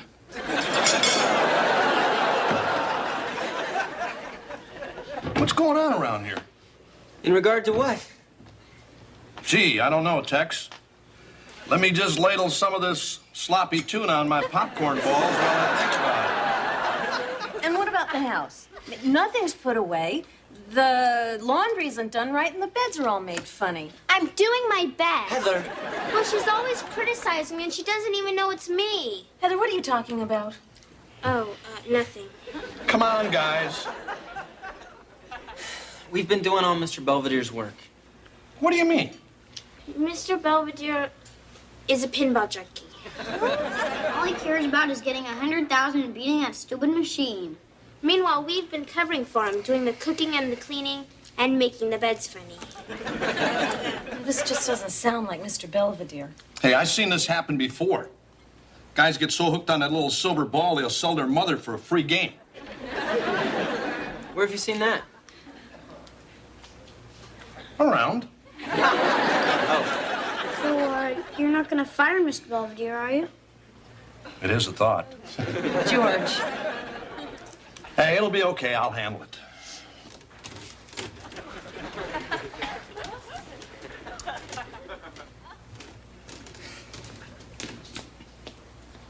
Going somewhere? Oh, George! What are you doing here? Oh, nothing. What are you doing up? It's after midnight. Oh, I couldn't sleep. I had a bad dream. Oh, yeah? Very bad. I dreamt I was falling from a great height while being eaten by sharks. Yeah, I hate that one. Look, let me take you back upstairs, tuck you in, tell you a bedtime story, and you'll sleep like a baby. Another time, perhaps. Right now, I'm going to fix myself some warm milk and then toddle off to bed. Yeah, I'll have it along with you.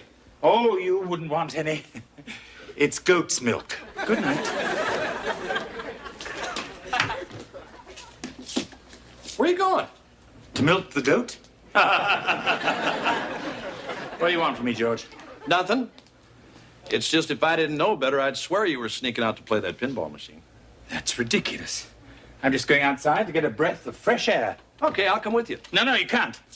I mean, this is Pittsburgh. There's only so much fresh air to go around.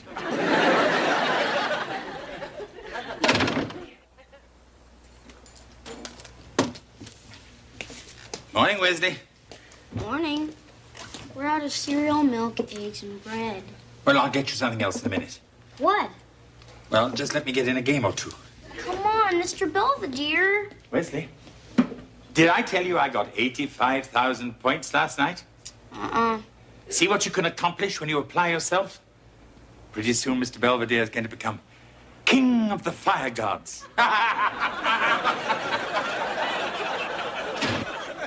Hey, where's Mr. Belvedere? Just went into the garage. Children, where's the machine? What machine? Don't you what machine me, you little goody two-shoes. Where is it? Come on. Pinball machines, just don't walk away. Dad got rid of it. What? Yeah, 2 men in white coats came and took it away. You're lucky they didn't take you with it. Where is it? We don't know. Honest. I was so close.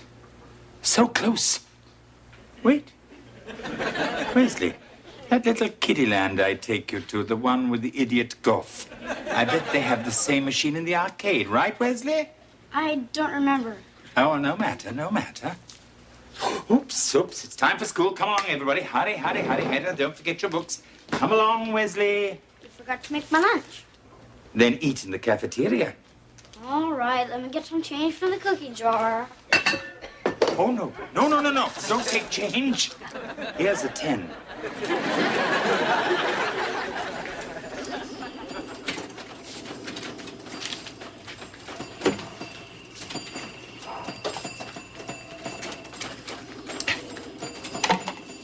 Children are so gullible.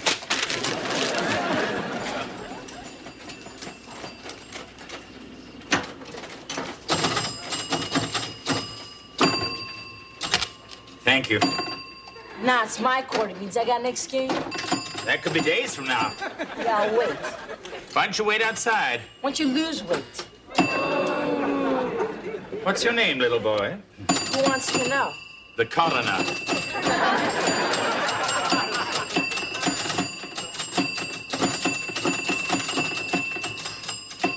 I knew you'd be here. Why aren't you at school, Wesley? It's 4 o'clock. Already? Hey, where's your watch? I sold it to some punk. I needed quarters.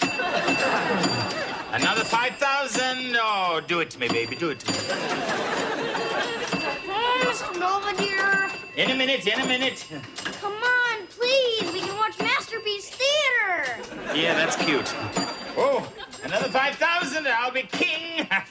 I tried talking to him. He won't listen to reason. Well, then maybe your father should try. Come on, Dad. If you don't talk to him, he may never come home. He does seem happy here. All right, all right. Hey, Belvedere. George, Look, Belvedere, the kids and everyone, all of us were a little concerned. out of my light, George. Sorry. Hey, look, let's say we head on home. I'll make us a nice fresh pot of coffee, and then we'll... Whoa, do you know what your score is? Yes! 89,000 and climbing. Yeah, real good, but the house is kind of falling apart without you, and you gotta admit you've been acting a little crazy. Hey, nice save. Thank you, George. But I am not crazy, just determined. I want to be king. Yeah, well, that's real great, Your Majesty. Hey, come on, I'm gonna need some help. I would have defeated this little contraption days ago if it hadn't been for its tricks and devices. It never liked me. 95,000. 96,000. It's almost there. Get those targets. Get those targets. 97. 98. Stop it, Mr. Belvedere. We love you. Wesley! Game's over, Mr. Belvedere. I'm not going to look. 99,990.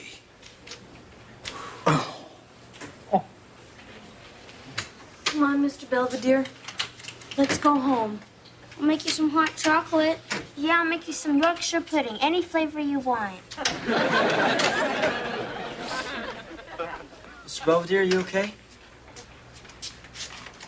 I'm perfectly fine. I think I've taught everyone a valuable lesson.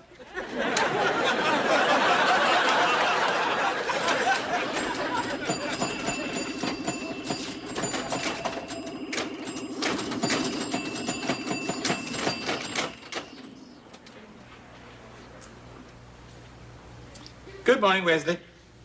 Good morning. Are you normal? I think so. Would you tell your brother and sister that breakfast is ready? Hey, Mr. Belvedere. Hey, Mr. Ah, Belvedere. hello. So what's for breakfast? Well, now let's see. We have French toast for Heather, a Denver omelet for Kevin, and for Wesley, blueberry pancakes with hot maple syrup. Oh, boy. You didn't have to go through all this trouble, Mr. Belvedere. Neither did you. Morning, gang. Bye, honey. Gotta run, really running late. Mr. Belvedere made everybody's favorite breakfast. George, hostess honey buns. Hey! I'm dieting. I know. It's so nice to have you back again. It's nice to be back. And while I've got you all here, I'd like to apologize for my actions of the past few days. Yeah, you had us a little scared. Actually, eccentric behavior is sort of a trademark of us English. Oh, yeah? Rigid class structure. Everything and everyone in its place. So from time to time, we buckle under the pressure of our ingrained formality and go a little bonkers. Huh? I think the Falklands would be a good example. And they thought we wouldn't fight for sheep.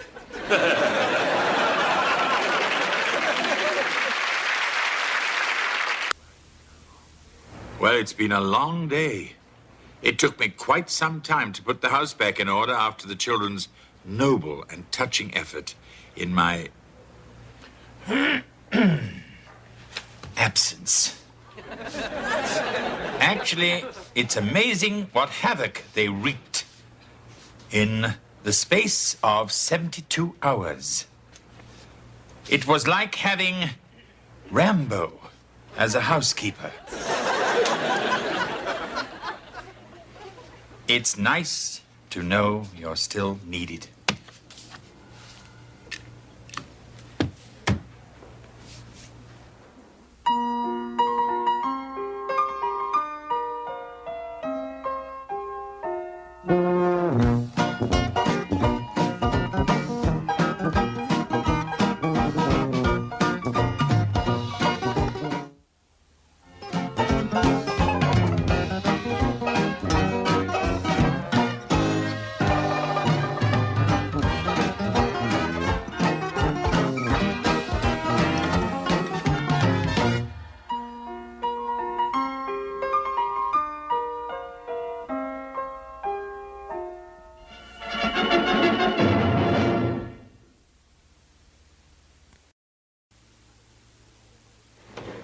Okay, Angela, let's try this one.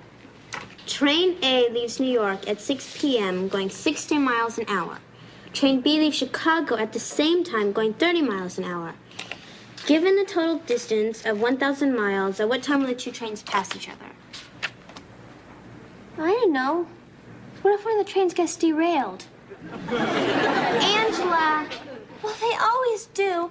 And they spill toxic gas, and the whole town has to get evacuated. Angela, that's not our problem.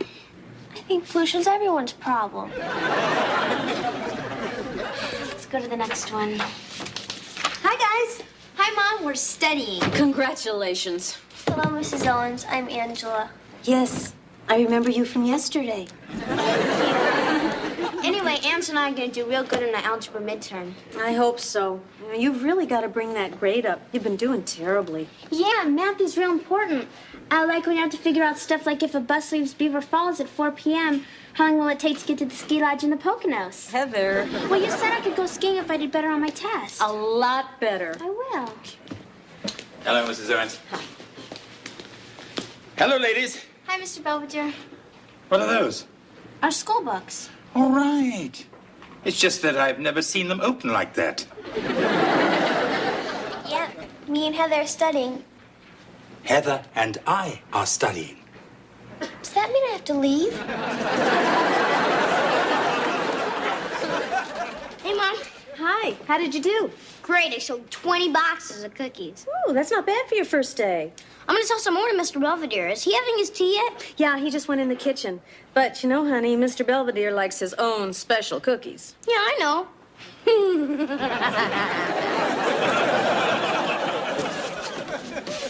Looking for something? Wesley, have you seen that box of butter bickies? You know, the ones I import from England? You mean the cookies you hide behind the sauerkraut? Yes, Wesley. No, haven't seen them. Wesley, you know that Mr. Belvedere enjoys a little something with his afternoon tea. Yeah, I know. Here, try one of these. Delicious. They're chocolate mint. Want another one? Thank you. $3, please. What? I'm sending one for school. They cost $3. I'm not paying $3 for a box of cookies, especially when somebody tricks me. But it's all for a real good cause. All the money we raise goes to buy stuff for the children's hospital. Besides, whoever sells the most cookies wins a trip to Disney World. That's all well and good, but no thank you. Okay. And just to show you there's no hard feelings, you can have one more for free. I don't want any. Just in case you change your mind.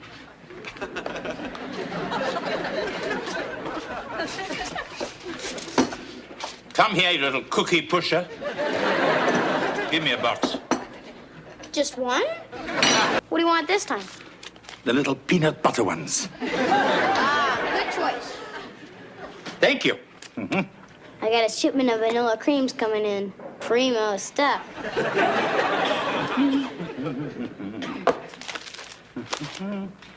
George, have you seen the financial section? I've got it. What happened? Did they move Beetle Bailey? I'm thinking of taking a plunge in the stock market. Really? I was thinking of trying a little investing myself. On what I pay you? Yes, George. Somehow I managed to scrape together $100 or so.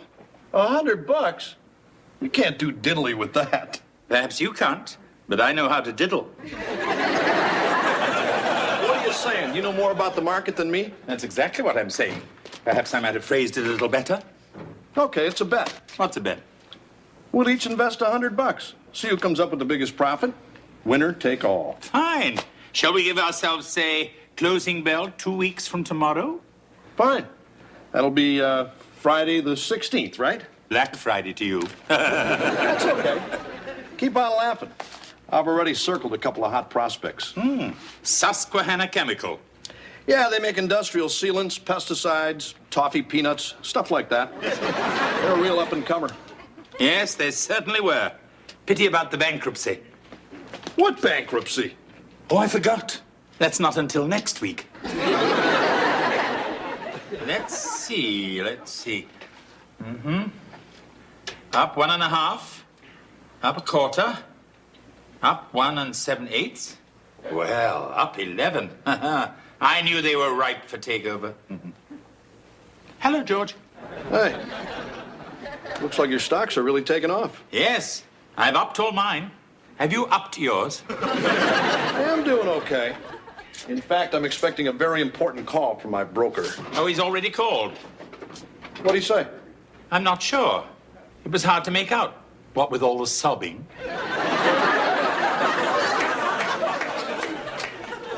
Hen, have you seen Wesley? Kevin took him to the mall to sell more cookies. Oh, honey, are you cold? No, this is my ski outfit. Helps me study. I see. Well, I'll talk to you later, Mom. We're back. How'd Wesley do? He sold another 200 boxes. You're kidding. I just don't know how that boy does it.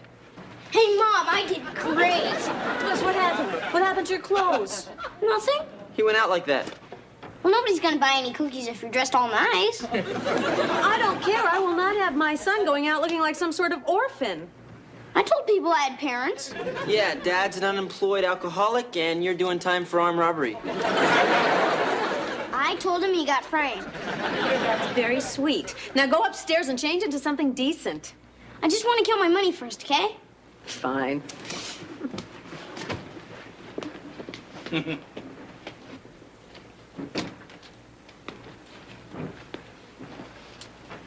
Let me guess. Claudine Langer and Dundee.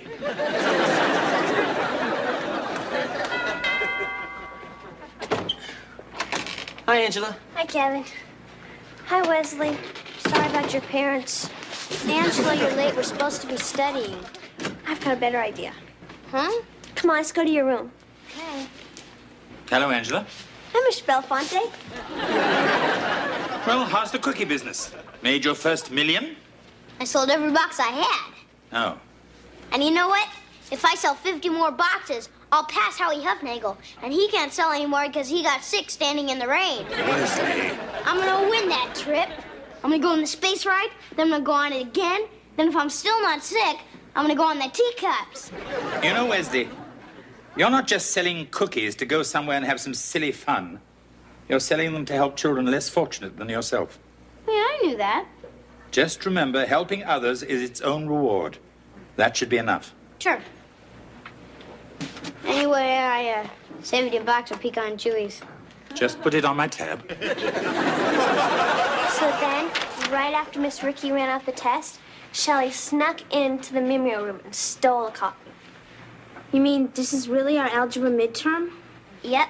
A bunch of us are gonna get together later and try and figure out the answers. I'm supposed to bring the refreshments. Angela, isn't this sort of like cheating? No. It's exactly like cheating. I'm home, troops.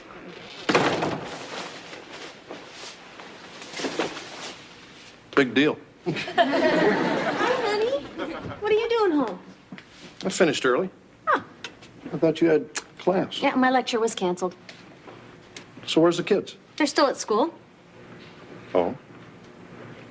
Where's Lord Plushbottom? I believe Mr. Belvedere is at the store. You mean it's just you and me, all alone, in this big 4-bedroom house? Looks like. Hey, guys, where are you going? Oh, I'm glad I caught you. About dinner, which would you prefer? The tongue or the rump roast? You decide. Hi, Mom. Oh, Heather, did you get your algebra test back? Oh, yeah. I did pretty good. 65? It's almost a C minus. Heather, it's a D. Well, it's better than last time. Don't be mad at Heather, Mrs. Owens. It was a very difficult test. Angela, what did you get? 100. I don't understand. You two studied together? You took the same test? I guess Angela just studied a little more. I believe a mind is a terrible thing to waste. Obviously, I'm very disappointed in this, and you will not be going on that ski trip with Angela. Hey, Mr. Belvedere. Well, if it isn't the Cookie Monster. Hey, Westman, how'd it go? How'd what go? The contest. Oh, I won. You did?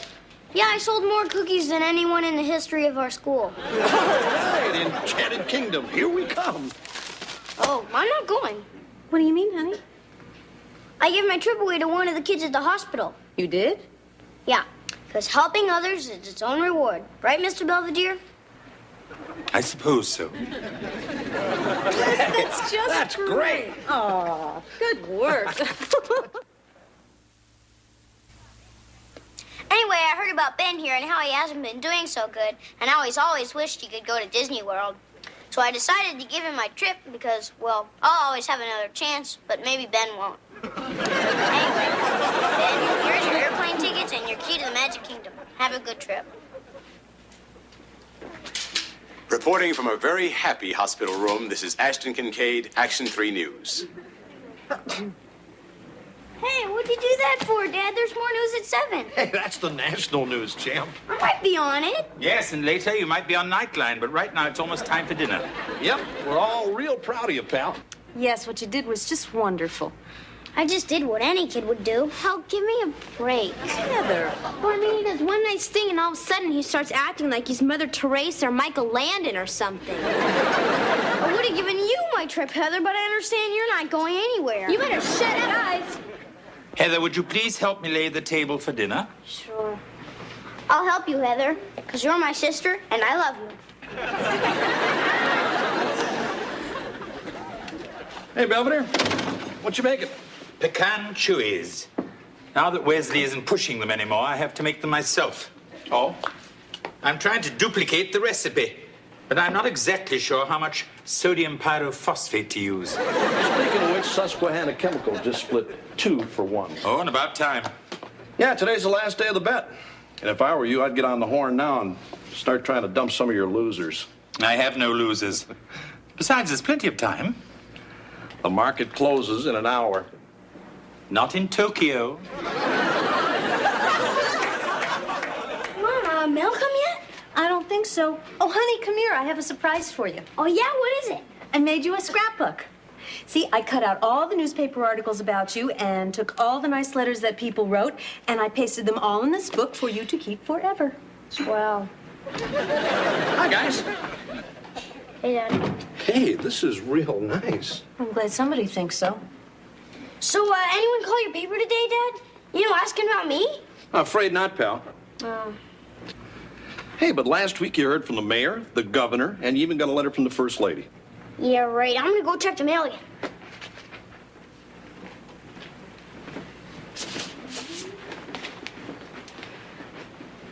Heather, what's all that? It's my ski stuff. Hey, look, we've already been through all this. You're not going on that ski trip today. I know, I'm loaning my stuff to Angela. Oh, I'm sorry. Is it still okay if she goes? See you at dinner.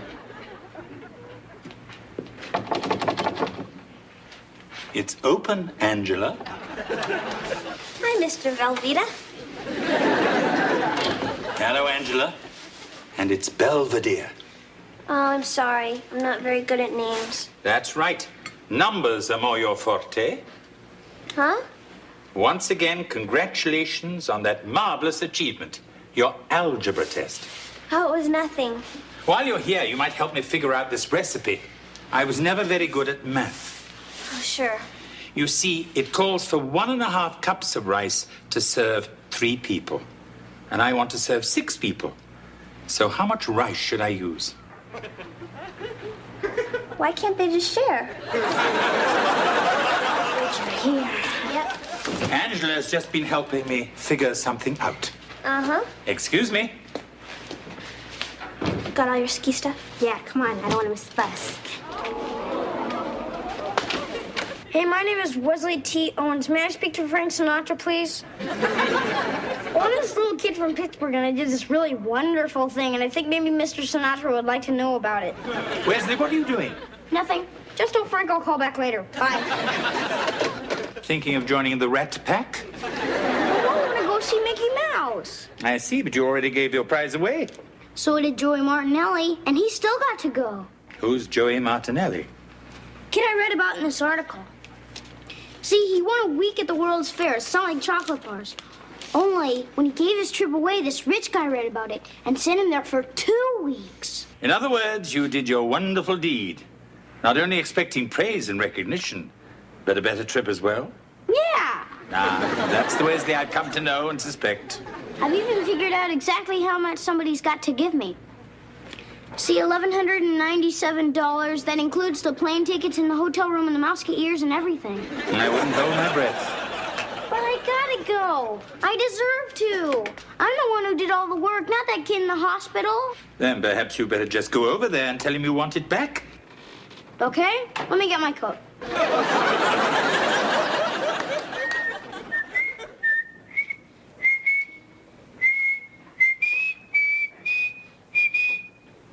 Hey, Ben. Oh, hi, Wesley. Are people coming to take more pictures? Oh, no, I just came because I wanted to see you. Wow, thanks. So, how you feeling today? Pretty good. I mean, I still have my bad days. But the doctor says I've been doing a lot better since you gave me that trip. That's sort of what I wanted to talk to you about. Oh, yeah? I was just wondering how you'd feel if something happened and you didn't get to go. Why? What's it say on there? Oh, nothing. I just meant, what if the park had to close down? Like if the dwarves went on strike or something. Why'd they do that? I don't know. 'Cause they're grumpy? Are you okay? You want me to call a nurse? No, don't. I'm okay now. Just gotta be careful not to get too excited. Oh, yeah? Maybe this trip isn't such a good idea. Huh? I mean, it's real exciting down there with all the rides and parades and stuff. And you would get so excited, you might just keel over. And I'd feel real bad if something like that happened to you. What are you saying, Wesley?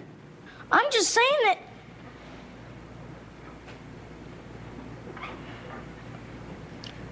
Maybe you shouldn't go on all the good rides the first day. Okay. See you, Ben. See you, Wesley.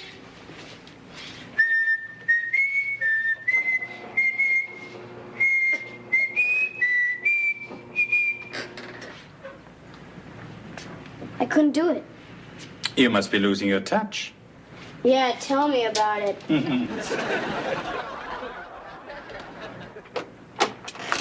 Hey, Kev. Don't come near me. I've been working on this for 2 hours. It's real fragile. Your mom and I could go back out and sit in the car. Yeah, would you? So where is everybody? I don't know. I think Heather went skiing and Mr. Belvedere took Wesley to the hospital so he could take his trip back from that sick kid. What?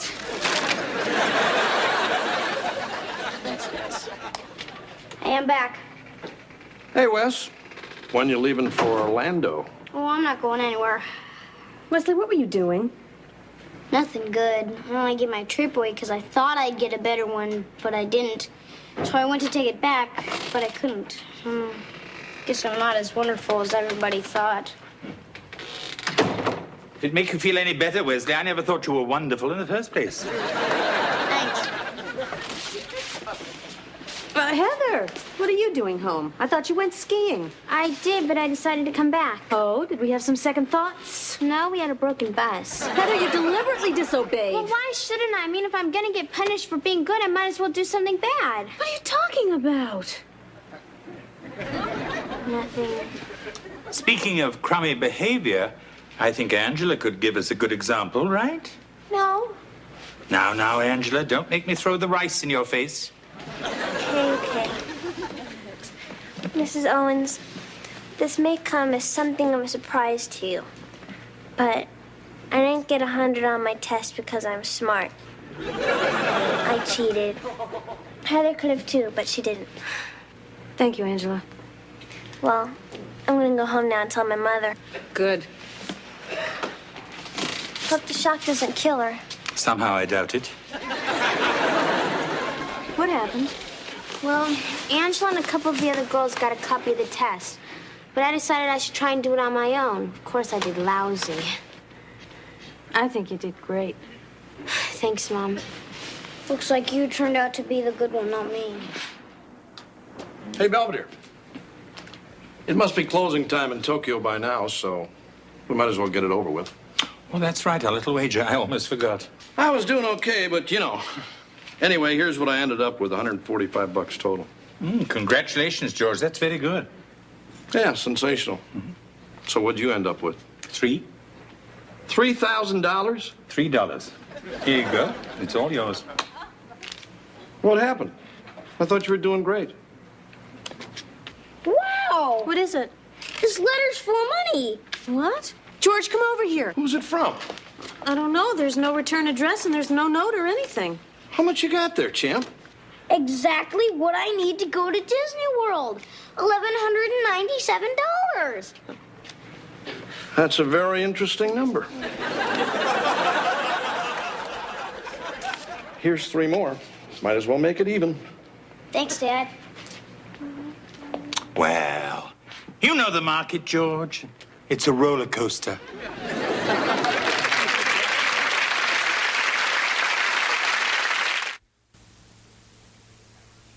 At any rate, I received 2 postcards today. Wesley and George seem to be having a splendid time in Florida. And no, I don't wish I were there. While Heather and Marcia seem to be having a marvelous time, swooshing down the slopes of the Poconos. What with Kevin spending the weekend with friends, I find I have the house to myself. And you know what that means. Let's mumbo.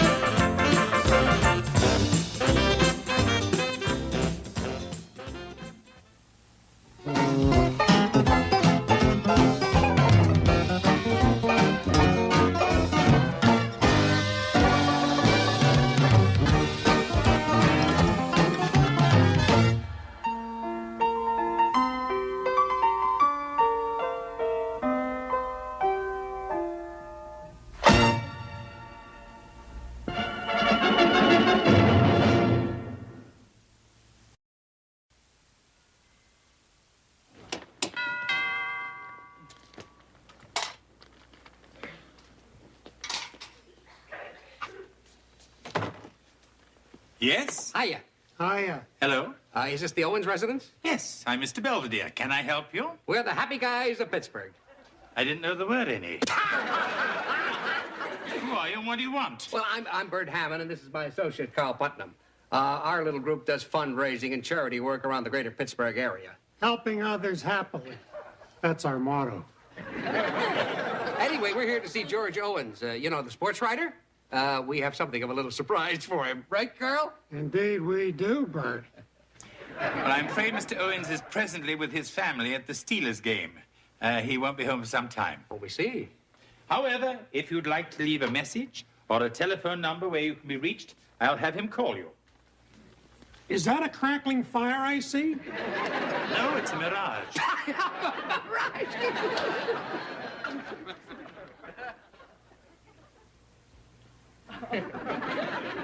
Fire's almost out.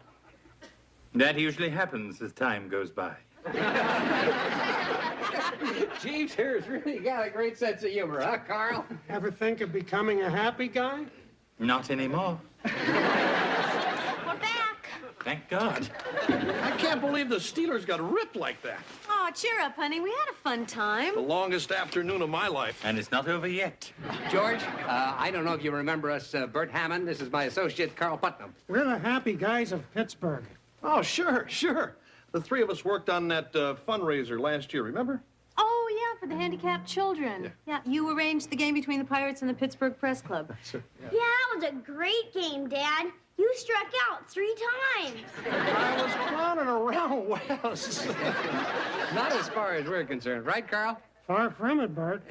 You see, George, every year about this time, us happy guys like to get serious for a while. To honor the public-minded individual who best exemplifies the spirit of the happy guy. Oh, yeah?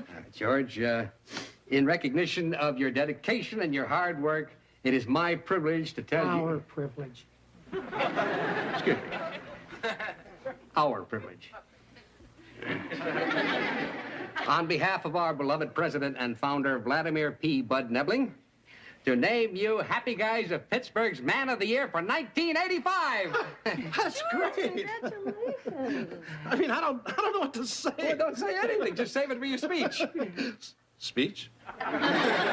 What speech? Your acceptance speech, silly. At the banquet. Oh. Well, we better be going. We don't want to wear out our Happy Guy welcome. Oh, I'm afraid it's too late for that. You've got to promise to bring this guy with you. Yeah, sure. Well, we'll see you next Friday. Not if we see you first. Finished. So, what do you think? Thanks for the award. Drive carefully. I like the drive carefully part. They said keep it short. Anyway, what else am I going to say? Well, and I never thought I'd be suggesting this. You could tell a few of your sports stories. I don't want to. You always wanna. Look, maybe I just got a little trouble talking in front of people. Really? I mean, I get up there and look down at all those faces staring back at me with all their beady little eyes, and I just freeze up. Actually, George, the fear of public speaking is a very common phobia. It is? And just between you and me, I know a little something about that fear. You do? Yes. I once gave a speech on it. Hey, Mom, when you get married, you have to get a blood test, right? Mm-hmm. How much do you think that costs? I don't know, $25? That much? Well, there goes the honeymoon. Honey, is there something you want to tell me? Oh, no, it's just, well, I got married yesterday. You what? It's okay, Mom, I had to. George! It's just a school assignment. Huh? It's for my family awareness class. Everybody got paired off, and then we have to pretend like we're husband and wife with jobs and a budget and all that stuff. Oh, fine. Just don't let all that pretending get out of hand. Don't worry about it. I'll get it. May I help you? Hi, I'm Wendy. I'm Kevin's wife. Oh. Does he know? Hi, Wendy. Hi, Kevin. I brought the classifieds in case you want to start looking for an apartment. Great. Did this happen when you were drinking? Can you get out of here? Heather! Don't pay any attention to him. He's just my stupid little brother. It's okay. In-laws, right? Right. Well, come on. We might as well get started. Hey, look, I'm sorry you got stuck with me for a wife. Huh? Well, you were probably hoping for somebody like Roxanne Fitch, all skinny and gorgeous. I've heard some guys go for that. Hey, it's okay. I don't mind. Sure. Besides, like my dad says, there's two kinds of girls in the world. The kind you fool around with and the kind you marry. I don't think I'm either of those. Hey, here's a good one. 2-bedroom, 2-bath, balcony overlooking river. Kevin, that apartment's $850 a month. We can't afford that. We can't afford anything with these crummy jobs they assign us. I mean, I'm only making $300 a week as a welder. Yeah, and I'm not doing so great as an exotic dancer. Maybe we should switch. I don't think that's allowed. Too bad. I think I'd look better with the blowtorch. Hey, what's with you? How come you're always knocking yourself? I just figure, why not get there early and beat the crowd? Look, you're a nice person. You've got a real good sense of humor. And I don't think you should waste it putting yourself down all the time. You keep talking like that, you might get lucky tonight. Gotta work tonight. Wesley, you little monster! I'm gonna strangle you, I swear! Hey, what's going on with you two? Nothing. I just picked up a pile of leaves and asked if Heather wanted to jump in them. He raked him over a mud hole on purpose. I didn't do it on purpose. It was just a happy coincidence. That's not very funny, Wes. Your sister might have gotten hurt. I'm sorry. I gotta go change. Hey, is that your speech for the Happy Guys, Dad? Yeah, pal. Oh, boy, can I read it? It's still not quite finished. That's okay. I'd rather hear it at the big dinner anyway. Oh, right. Gee, I hope we get a table up close, because that place you're giving the speech in is humongous. It is? Yeah, I think last year they had the rodeo there. See ya. Hey, Dad, this is Wendy. We're going to have to price some bedroom furniture. Ah, great. Get something sturdy. Hey, Dad, I'm gonna be upstairs and you don't have to tell anyone, okay? Where is he? Where's who? I am covered with mud and leaves. Who do you think? Haven't seen him. Hey, Miss Belvedere. Wesley, huh? Hi, Mr. Belvedere. Hello, and how's married life treating you two? Great, we finally found an apartment. Congratulations. Oh, Mr. Belvedere, it's beautiful. It's got a fireplace and a little breakfast nook where the sun comes in. I mean, we could be happy there forever. I'm sure. And now, if you'll excuse me, I must go and track down your brother-in-law.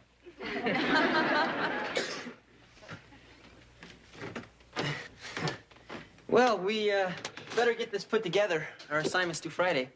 What assignment? Just kidding. All I know is you never let me wear anything low-cut like that. Well, sure I would, if you were 10 years older and not my daughter. Hey, guys. Hey, Dad, wait till you see the dress Mom bought for your banquet. It is really hot. Oh, yeah? Come on, Heath. Hope you didn't spend a lot of money. Nope, I charged it. Come, Wesley. Mr. Belvedere has a nice, fresh pile of leaves for you to jump in. You didn't put him over a bunch of mud, did you? No, a landmine.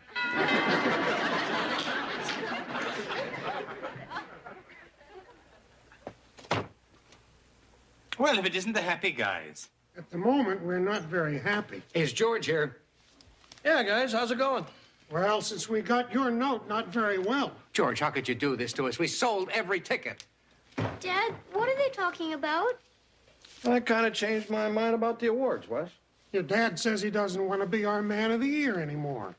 How come? Look, I don't really deserve this thing anyway. And even if I did, I don't have time for it. So thanks anyway. But you better get yourself another guy. George, the banquet is this Friday. Where are we going to find a man of the year at this time of night? Look, I gotta go in the kitchen and bake a cake or something. Excuse me. But, Dad... Sorry, Wes. So, you busy Friday?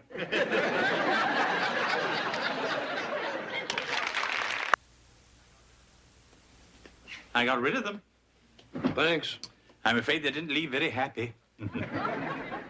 Oh, I'm sorry, George.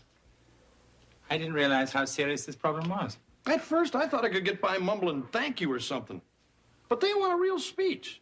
And I can't do that. Of course you can. No, I can't. George, there are proven methods for dealing with this fear, and I can help you. I'm not giving that speech. I'm not going to do anything that's going to make me look like a fool in front of my family. That's never stopped you before. Hey, I know what you're trying to do, so forget it. I've got nothing to prove to you or anybody. You okay, Dad? Yeah, Wes, I'm fine. So you're still gonna be man of the year, aren't you? I don't know. I already ran my tuxedo. I guess I got to do it. Great! So, got anything particular in mind? Happy guys, ladies, honored guests. As I gaze upon this sea of smiling faces, I realize this is the stupidest thing I've ever done in my life. Now, George, you're losing your audience. Isn't that right, Petunia? You sure I'm the one who needs help? George, you'll never overcome your problem if you don't start taking it seriously. How? You got me talking to a bunch of stupid stuffed animals. They are still your audience. They are sitting and listening attentively, just as your real audience will be Friday night. I don't know. Every time I look at these things... George, go back and finish your speech. Remember, you are the speaker. You are in control. There's absolutely nothing to be afraid of. Who's that? I don't know. But if they catch us like this, it'll be all over. I'll get the door. Fine. Hi, Mr. Belvedere. Wendy, it's only you. Yeah, I get a lot of that. Could you tell Kevin I'm here, please? I'm afraid he's not at home. He isn't, but we're supposed to decide tonight if we're going to have a baby. Oh, perhaps he went out to get cigars. These guys are cute. Whose are they? Oh, they belong to Mr. Owens. He talks to them. I'm home. Well, hello, stranger. Oh, hi. Where have you been?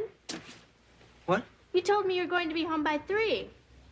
I'm sorry, I just got a little hung up at the library. And you couldn't pick up a phone? Look, Wendy, I don't know. I'm sorry, we shouldn't fight. Right. Especially with a baby on the way. Hey, guys, what do you think? Oh, that's really nice. Are you going to a wedding? No, I'm going to my dad's banquet. It's tomorrow night. He's getting an award. Didn't Kevin tell you? No. Oh. Well, I'll see ya. Thanks, Heather. It's just a stupid dinner for my dad. It's no big deal. Well, we may have to forget about the baby, but I think there's enough money in our budget for me to buy a new dress. Look, Wendy, I'm taking Roxanne. Oh, then I'm just kidding. Wendy, it's Oh, not... I'm sorry. I mean, why should I expect you to take me? I mean, who am I? I'm just the person who keeps your house and pays your bills and tries to make ends meet on a shoestring budget. Wendy, we're not married. It was homework. That's all. Look, I gotta go. You'll probably be hearing from my attorney. Or somebody. Honeymoon over? I don't know what it is with her. I mean, she thinks I'm some kind of jerk or something just because I won't take her to Dad's banquet. Kevin, there's no reason you have to take someone you don't like. Well, hey, I never said I didn't like her. Oh? I mean, she's nice and funny. We've had some good times together. It's just she's not the kind of girl you'd take on a date. Yeah. Mm-hmm. Look, George, it's not so bad. It's almost cozy. It's almost empty. And what's going to happen when this place fills up and I freeze up? Perhaps you'll throw up. Look, George, you're going to be fine.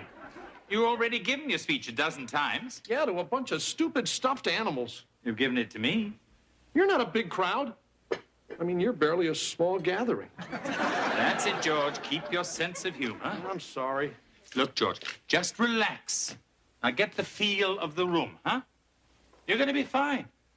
You think so? See you in a bit. Hey, where are you going? To pick up my date.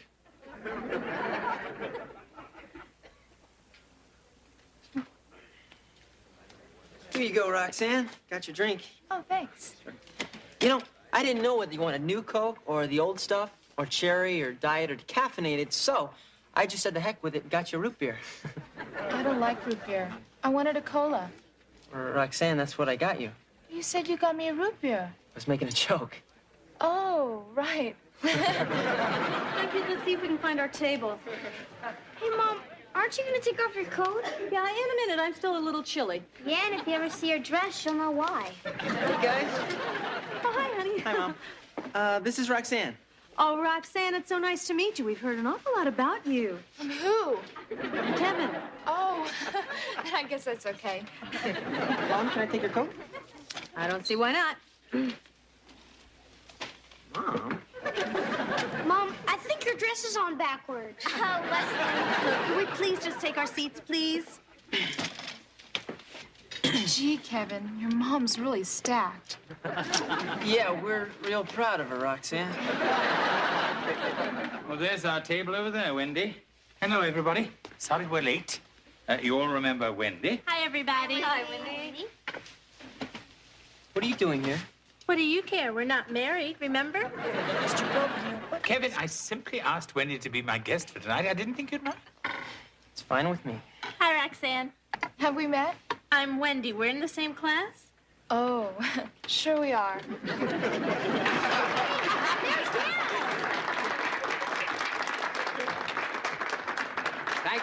Thank you, happy guys and gals. And welcome to the annual Happy Guys of Pittsburgh Man of the Year Award Banquet. You know, I think it was a very wise happy guy who once said, if you can keep your head when everyone around you is losing theirs, You'll be the tallest guy in the room. But now, seriously, I want to tell you something about George Owens, our man of the year. Now, George is such a wonderful guy, we were going to erect a statue of him in the park. But then we thought, why scare the pigeons? Excuse me. I'm sorry, but I have to interrupt you, Bert. Why, am I slip showing? Please, ladies and gentlemen, I have an important announcement. I've just been informed that our president and founder, Vladimir P. Bud Nebling, has been suddenly stricken. He's been rushed to St. Stephen's Hospital, where his condition is listed as grave. The doctors say the next hour is critical. Oh, my God. Put it right here. I've arranged for a direct line to the hospital, and the doctors have promised to call as soon as they have news of Bud's condition. One way or the other. Thank you, Bert. Oh. Well, thank you, Carl. I know that my prayers and the prayers of all us happy guys are with Bud as he valiantly clings to life.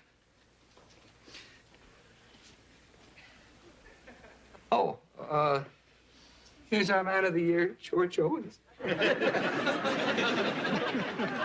Thank you, Bert. Carl, for that lovely introduction. Happy guys, ladies, honored guests.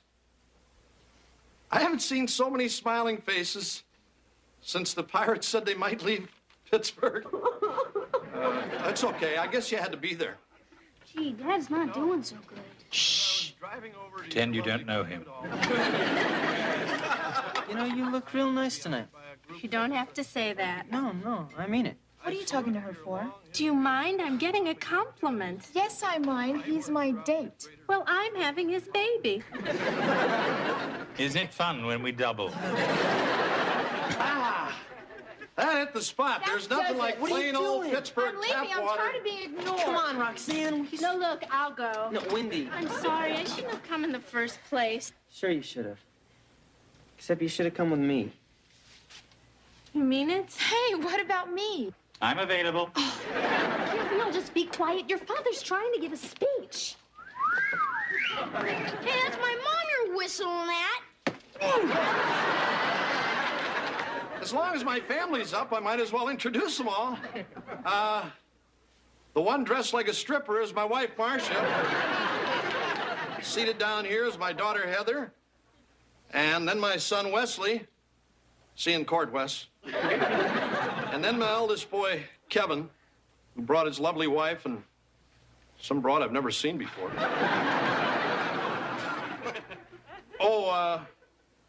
The distinguished-looking gentleman with a smug little smile on his face is my housekeeper and friend, Mr. Belvedere.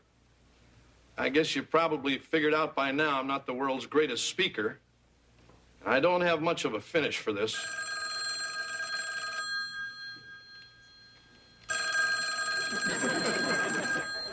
Maybe I do. Hello? Mm-hmm. Okay. I'll tell him. Bud's gonna be okay. Thank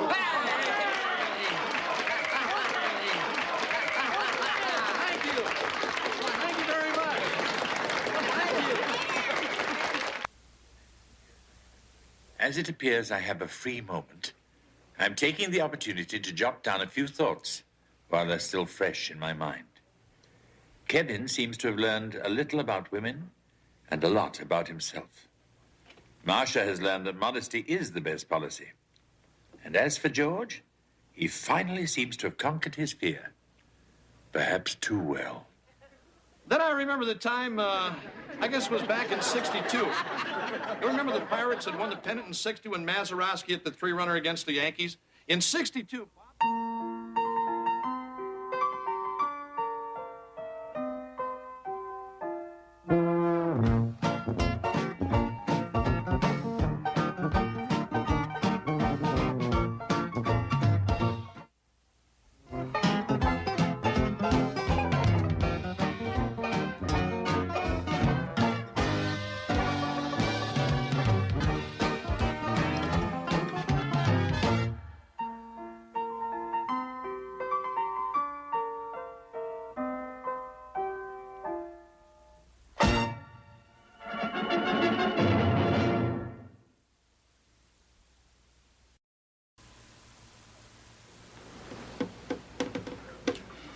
Wesley, it's still your move. I'm still thinking. Has it anything to do with checkers? Hey, Hev. How do you think I look? Groovy? You really think so? Yeah, sure. Gosh, I didn't know kids still used that word. We don't. I heard it once in a documentary. Well, Mrs. Owens, joining the mod squad? Today's the anniversary of Mom and Dad's first date ever. You know, way back in the 60s. Yeah, we're going back to the first place we ever went together, this little coffee house in Altoona, and I thought it would be fun if we dressed up for the occasion. Sounds kicky. Come on, George, we better hurry up. I'm not coming down. Oh, come on, it'll be fun. All right. All right. You say one word, you're fired. Then I better go. Well, I think you look just as handsome as you did that first night you showed up on my father's doorstep.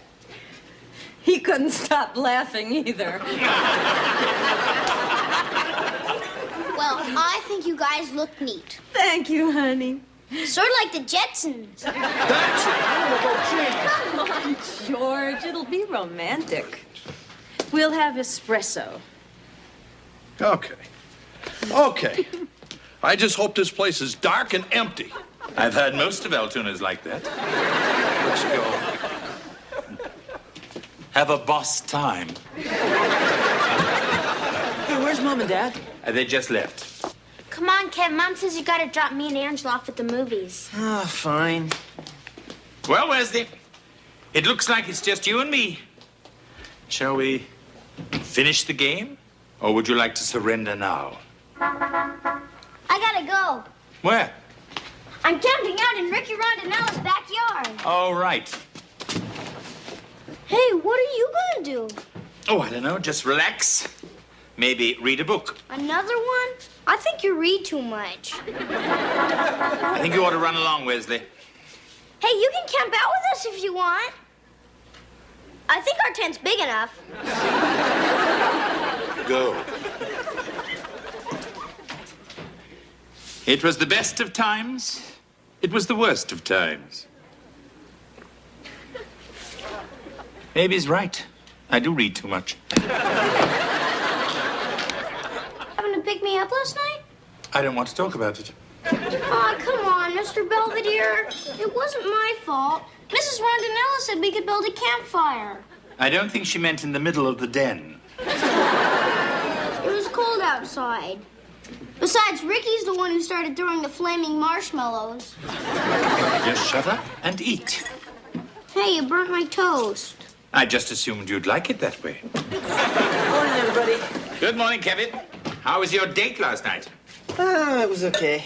Just okay? While straightening up, I found these.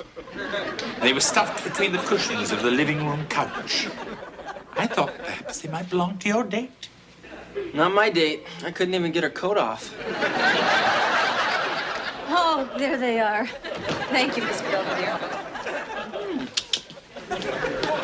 Wesley, how was your little camp out, honey? Great, Mom. I never had oxygen before. Okay, anybody want to go shop with your mom and me? We're going to Lumberama. I'll pass. I'll go. Come on, Mr. Belvedere. You can come too. We can play with the power tools. Sounds tempting, Wesley, but Mr. Belvedere has beds to make. Have fun. So, you coming, Wes? No, I think I'll just stick around here. Up to you. Come on, honey. Okay, see you later. We gotta help Mr. Belvedere. What do you mean?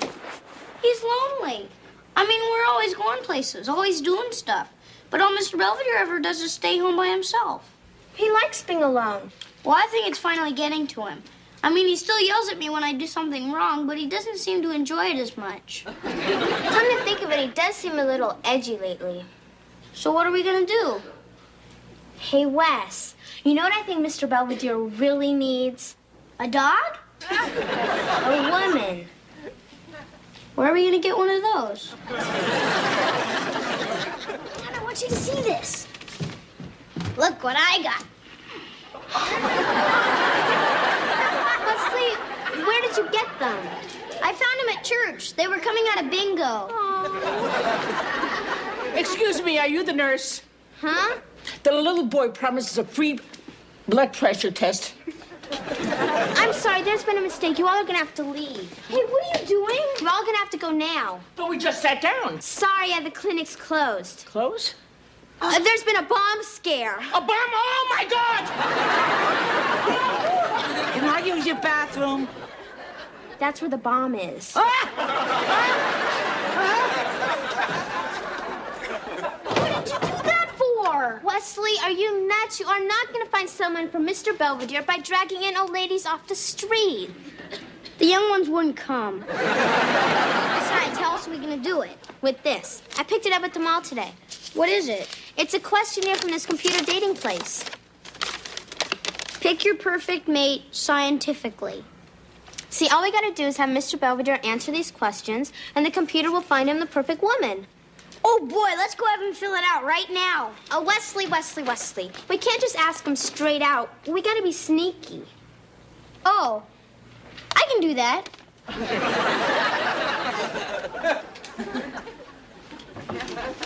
Hey, Mr. Belvedere. Hello, Wesley. Anyway, I was just wondering, if you were stranded on a desert island, who's the one person you'd most want to be stranded with? And you can't say me. Wesley, if I couldn't be with you, I'd just as soon go down with the ship. And I was also wondering, do you think love and commitment should precede sexual intimacy, or is physical gratification an end unto itself?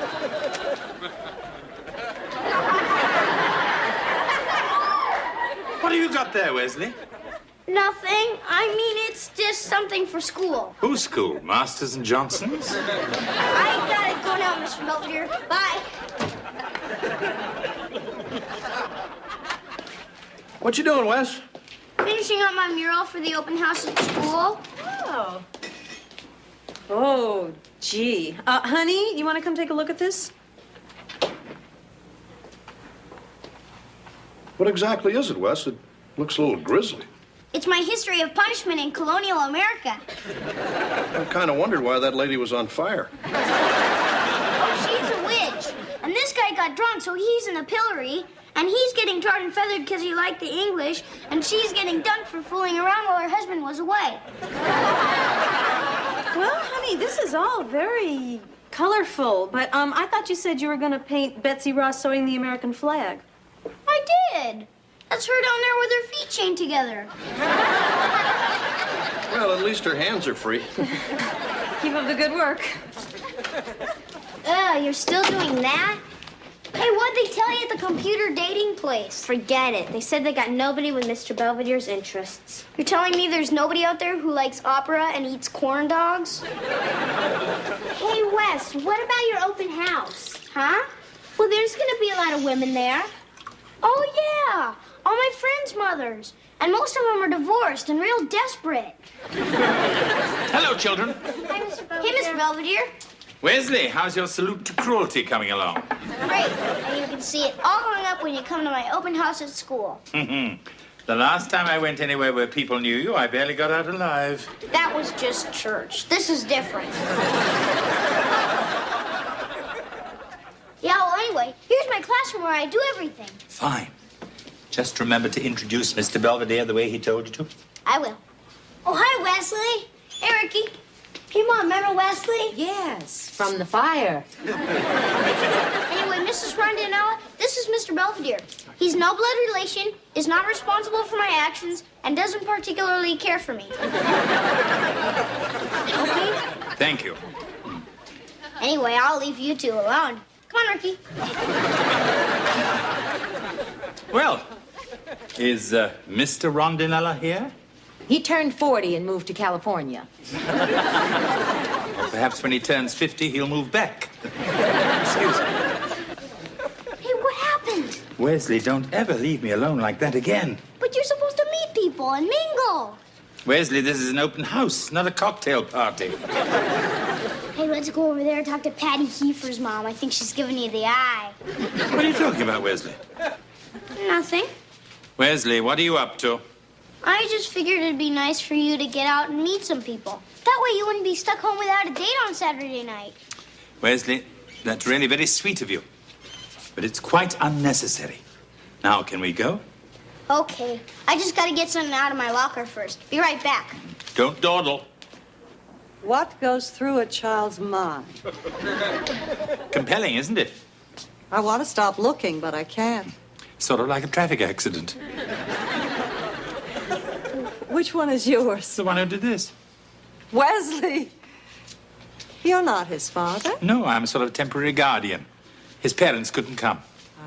I guess they needed the rest. You seem to know Wesley quite well.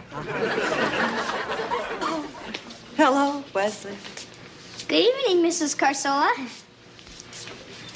What are you talking to her for? She seems very nice. She's not nice. She's my teacher. She's always giving me a hard time. I knew there was a reason I liked her.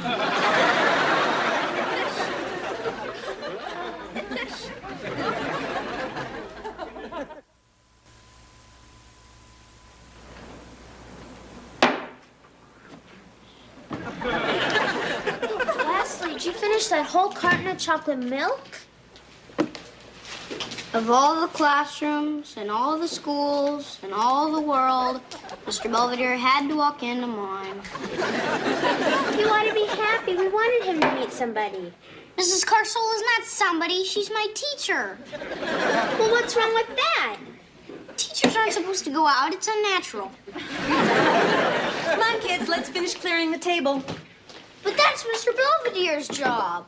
Wes, you know Mr. Belvedere's getting ready for his date. Well, I still don't understand why you and Dad are letting him go out on a school night. Wes, Mr. Belvedere is a grown man. He doesn't need our permission or our advice.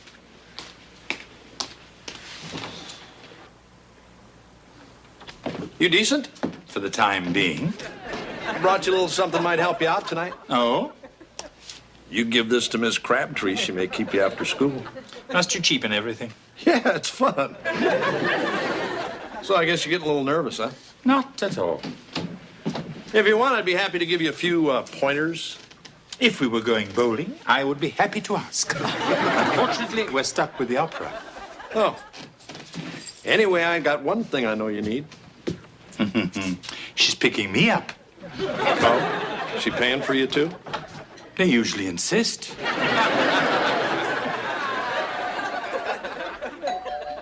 I'll get it. Good evening, Wesley. Mrs. Carsola, what are you doing here? I'm picking up Mr. Belvedere. Wait here, I'll get him.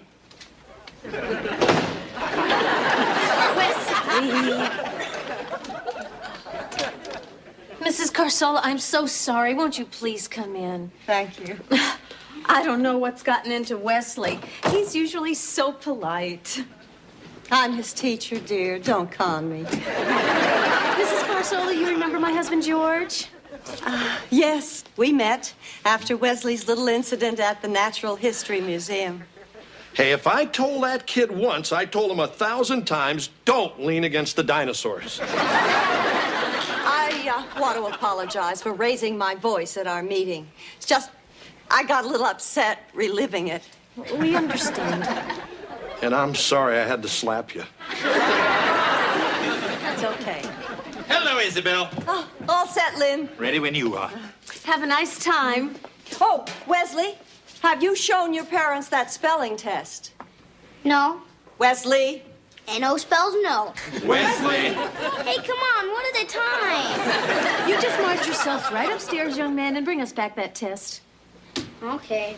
Come along, Isabel. We don't want to miss the opening aria. Do we still have time to stop and pick up a couple of corn dogs? There's always time for corn dogs. This is a nightmare.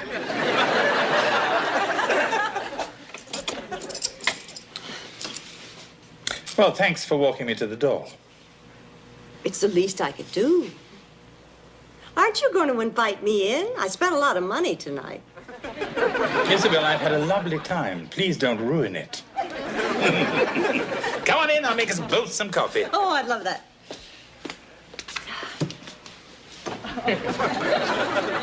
Wesley. We will discuss this in the morning. Oh, boy, Yay, chocolate chip cookies. Hey, whoa. They're not for you, they are for Isabel and me. You're taking her out again? Mm-hmm. We're going to a little indoor picnic at the Art Museum.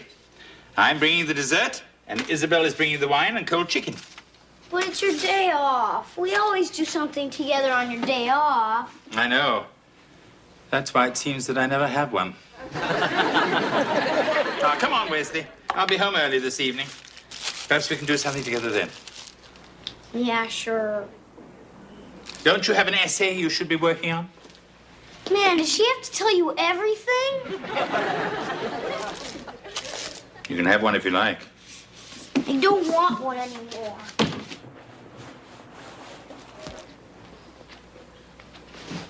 Don't talk to me. I wasn't. This is all your fault. Bye. Hey, Kevin. Hey, Heather. Hey, Wes. I got a problem. Oh, yeah? What? What do you do when someone you really like starts liking somebody else instead? Oh, does my little brother have a crush on somebody? Huh? No! I'm talking about Mr. Belvedere and my stupid teacher. They've been going out every day for the past 2 weeks. So? So next thing you know, he'll ask her to move in with him. Then they'll probably want my room because I've got the bunk beds. Right, Wes.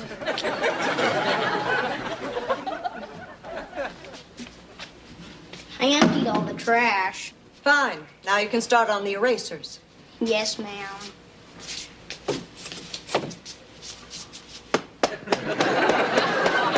I meant outside. It's cold outside. Maybe you should have thought of that before you put the chewing gum in Henrietta Huffnagel's hair. You told me to get rid of it. Out. Hello, everyone. Oh, hello, Lynn. Hey, what are you doing here? I believe Mrs. Carcella wanted to talk to me. Hey, when I'm bad, you're supposed to call my mom, not your boyfriend. Wesley. Sorry. Apparently, Mrs. Carcella received a very disturbing letter. Yes, this came today. I found it in my box in the school office. The man who calls himself Lynn Belvedere is not what you think. He has a wife in England and about 8 kids who are all looking for him. Stop seeing him for your own good.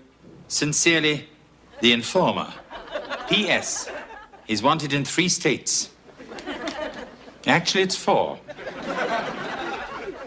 What kind of twisted mind would write something like that? Perhaps the same one that could write something like this. Hey, it's my essay. What are you doing with that? I haven't even turned it in yet. I thought perhaps you'd like to read it in front of the class. What class? There's nobody here. We're here. Go ahead, Wesley. Why Helping People Stinks by Wesley T. Owens. A long time ago in a galaxy far, far away, there was a guy who couldn't get a date on Saturday night.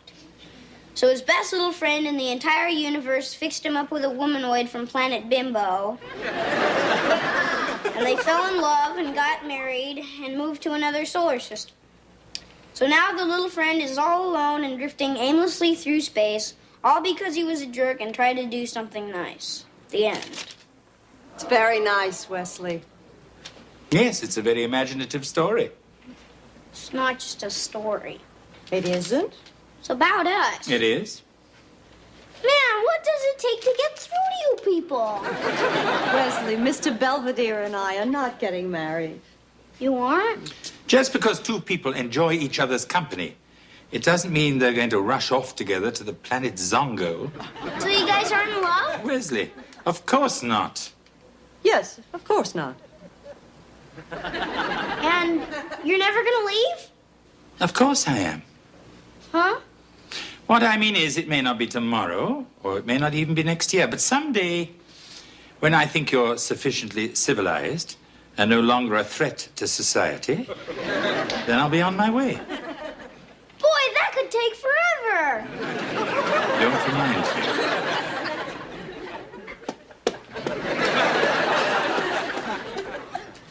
Hey, Mr. Belvedere, got another hot date with Mrs. Carsola? Your brother and sister are making me take them to the drive-in. So you're stuck with the wagon, huh? I don't mind. When your brother misbehaves, I can make him sit in the back and face the wrong way. Come on, Marcia, we're going to be late. You're just doing this to get back at me. Come on, honey, it'll be fun. All right. All right. Are you sure everybody's going to be wearing stuff like this? Sure they are. Come on, we don't want to miss the first dance. Hey, swing your lady just like Cupid. Swing her again. Don't you look stupid.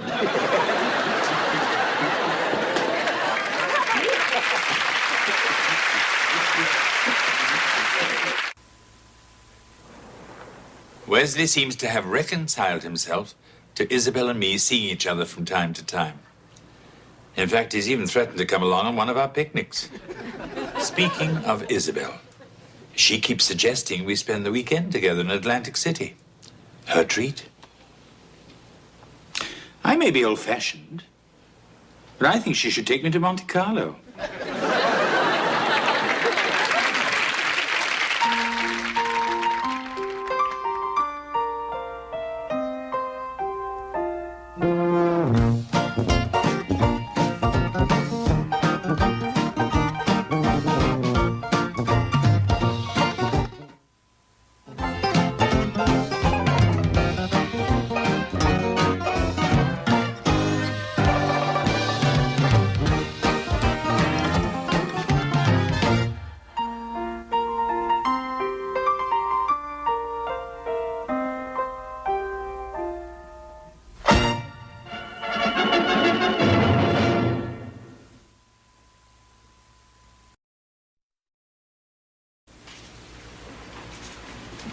Mom, I know you're studying for your big final, but can I ask you one quick question? Sure, Ev.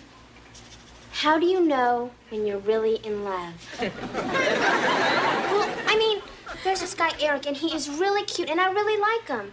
But the thing is he doesn't even know I'm alive. Should I wait until he notices me, or go up and talk to him, or what? Honey, do you think we could talk about this tomorrow, maybe? Okay, I can wait. I'm the middle child. I'm used to it.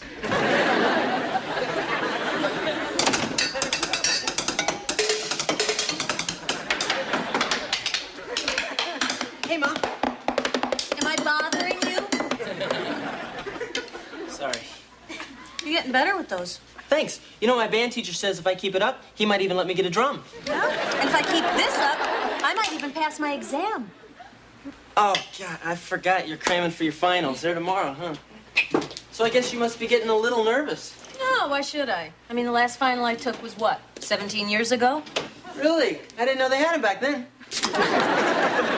Mom, just look at my costume for the hygiene pack. You look like a perfectly fine tooth to me. I'm supposed to be a bicuspid, but I think I look more like a molar.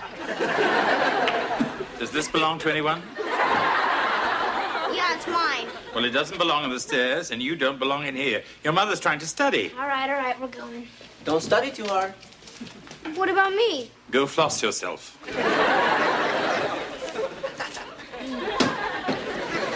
I'm sorry, Mrs. Owens, and I apologize about the children. I assure you there'll be no further interruptions Thank you, Mr. Belvedere. after I finish making my popcorn. A contract may be rejected by stated refusal, by implication via counteroffer, or by acceptance on a conditional basis. Would you like some eggs? No, thanks. That was a stated refusal. Now, if I'd asked for a waffle instead, that would have been rejection via a counteroffer. I see. Yeah, but if I'd accepted the waffle only if we had blueberry syrup, that would have been acceptance on a conditional basis. I'd offer you a Pop-Tart, but I'm afraid you might sue me. Our husbands allowed? Morning, honey. You never came to bed last night. I missed you. Oh, I'm sorry. I couldn't help it. I know you gotta study. It's just, I don't like sleeping alone. It's spooky. Perhaps we can get you a nightlight. Or a Cabbage Patch doll. Oh, my God. Look at the time. I gotta go. Do I look all right? Go anyway. Well, this is it. Wish me luck. Good luck, Mrs. Owens. Knock 'em dead, Marsh. I'll try. Bye. Bye. Cabbage Patch doll. You can borrow mine. Morning, kitten. Hi, Dad. What's the matter? Nothing. If you looked any droopier, you'd trip on your lower lip. It's just nobody ever has time to listen to my problems. Oh? Well, gotta go. I'm kidding. Come on, Dad, this is serious. I'm sorry. Come on, tell your old man what's bugging you. You won't understand. You're just a dad. Sure I will. Come on. Well, you see, there's this guy, Eric, and I really like him, and he's really cute. Thing is I just don't know what to say to him. Just tell him if he touches you, your old man's gonna kill him. Dad, I hardly even know him. Good. Keep it that way. Thanks, Dad. Anytime, kitten. Let me out of this thing. Wesley, what are you doing home? I thought you had a rehearsal for your dental extravaganza. I got extracted. What happened? Did you bite someone? No, I punched Howie Huffnagel in the nose. He was playing an impacted wisdom tooth, and he kept trying to crowd me out. Yes, as a rule, wisdom teeth are rather pushy. Well, anyway, now I'm out of my pageant for good. I am sorry, Wesley. Well, that's okay. At least now I don't have to brush my teeth anymore. Always a bright side, isn't there?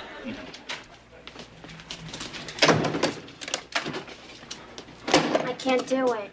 You've never had that problem with the phone before. Look, Mr. Belvedere, I got his number. Whose number? Eric's. I stole it out of the attendant's office.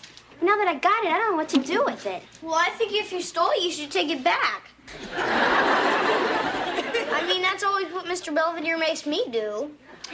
Heather, as long as you've got it, you might as well use it. Well, what's he gonna think? I mean, a girl he hardly even knows calls him from out of nowhere. He's probably gonna think I'm real desperate. Or easy. Heather, there's absolutely nothing easy about you. Thanks. Ah, Mrs. Owens, how did we do on our test? I don't think she did so good. Hey, Mom, are you okay? If anyone cares, I'll be upstairs. Hey, Mom, you made a poem. If anyone cares, I'll be upstairs. If anyone cares, I'll... Boy, she seems pretty upset. Yeah, I think I should go have a talk with her. Wesley, I don't want either of you children disturbing your mother. That's my job.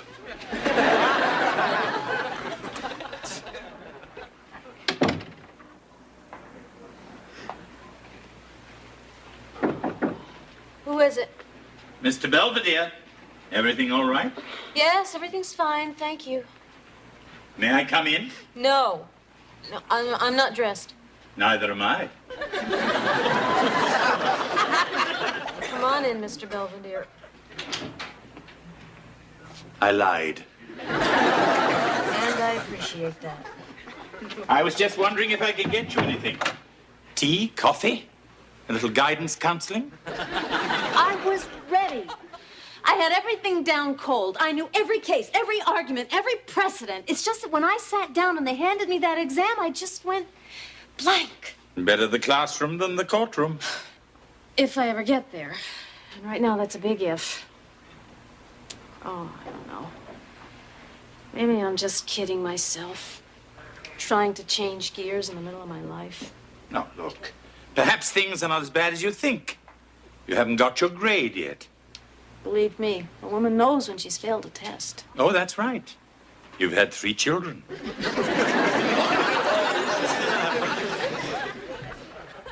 Hey, Heather.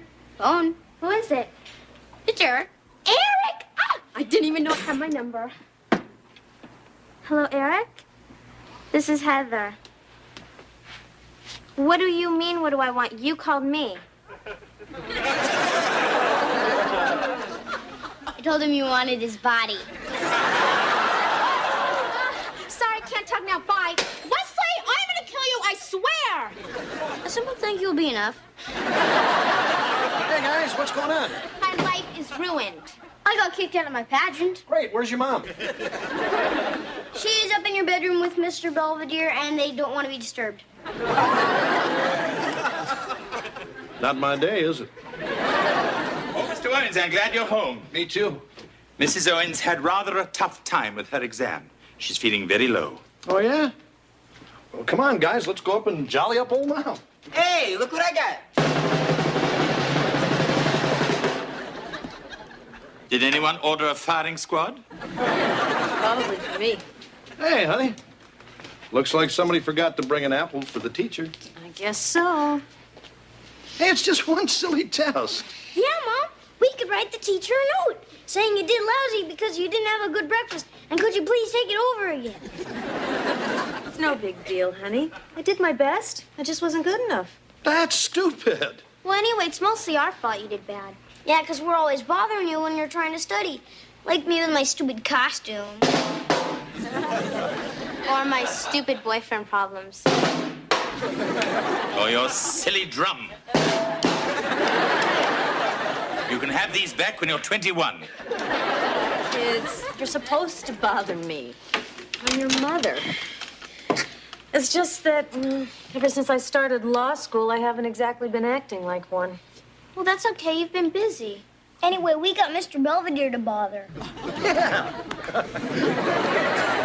Well, from now on, things are going to be different. What are you talking about? I'm talking about being a part-time student and a part-time mother and not being particularly good at any of it. It's got to be one or the other. Are you leaving us? I'm quitting school. Hey, come on, Marcia. Don't start talking look, about I've quitting. given this a lot of thought, and I think it's time I went back to doing what I do best. So if you'll excuse me, your mother has a dinner to prepare. Well, everyone go wash up. Does that include me?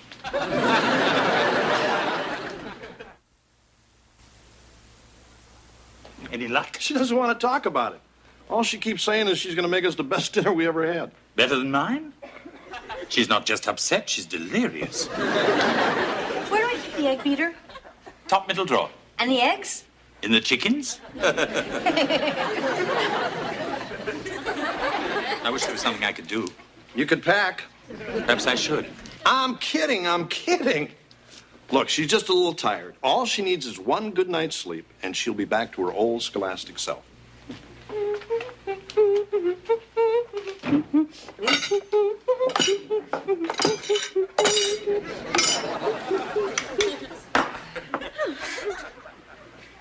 Dinner will be ready in 15 minutes. Oh, great. Oh, honey, look, I know I've been neglecting you lately, but I just want you to know that I'm going to be making it all up to you, starting tonight.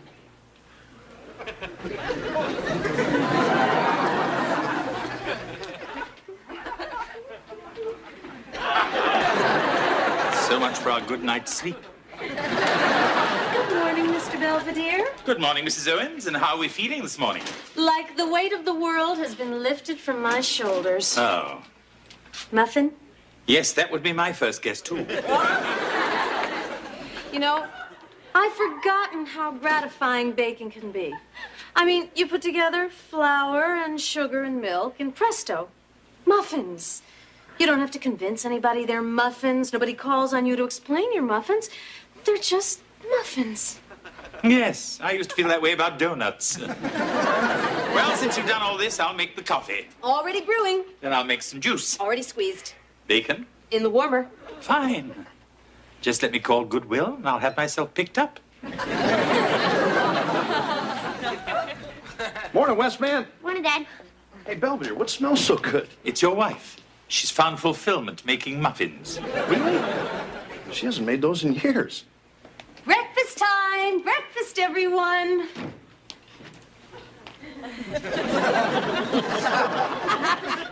Morning, Tiger. I can't believe it! He wants to take me out this Friday. Who does? Eric! What am I gonna do? What am I gonna wear? Well, we'll go out to the mall this afternoon and pick out something nice for you. You mean it? Hey, Mom, can I come too? I want to stop at the pet shop and take a look at the lizard. Sure, honey. Now, come on, everyone, into the kitchen. Breakfast is ready. You don't want those blueberry muffins to get cold. Oh, boy. Something sure smells good. If anybody needs me, I'll be in my room. Now that's what I call a shine. Hey, honey.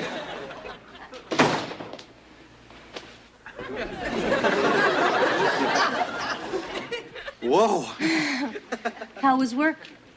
Oh, it was okay. So what have you been doing all day? Waiting for you.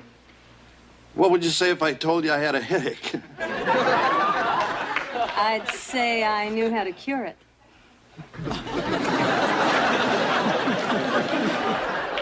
Mom, what are you doing?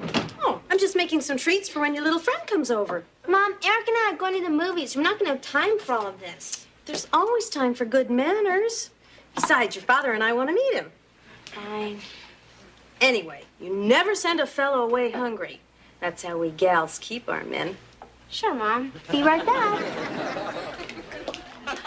Oh, you're both wearing the shirts I made you. Thank you, Mom.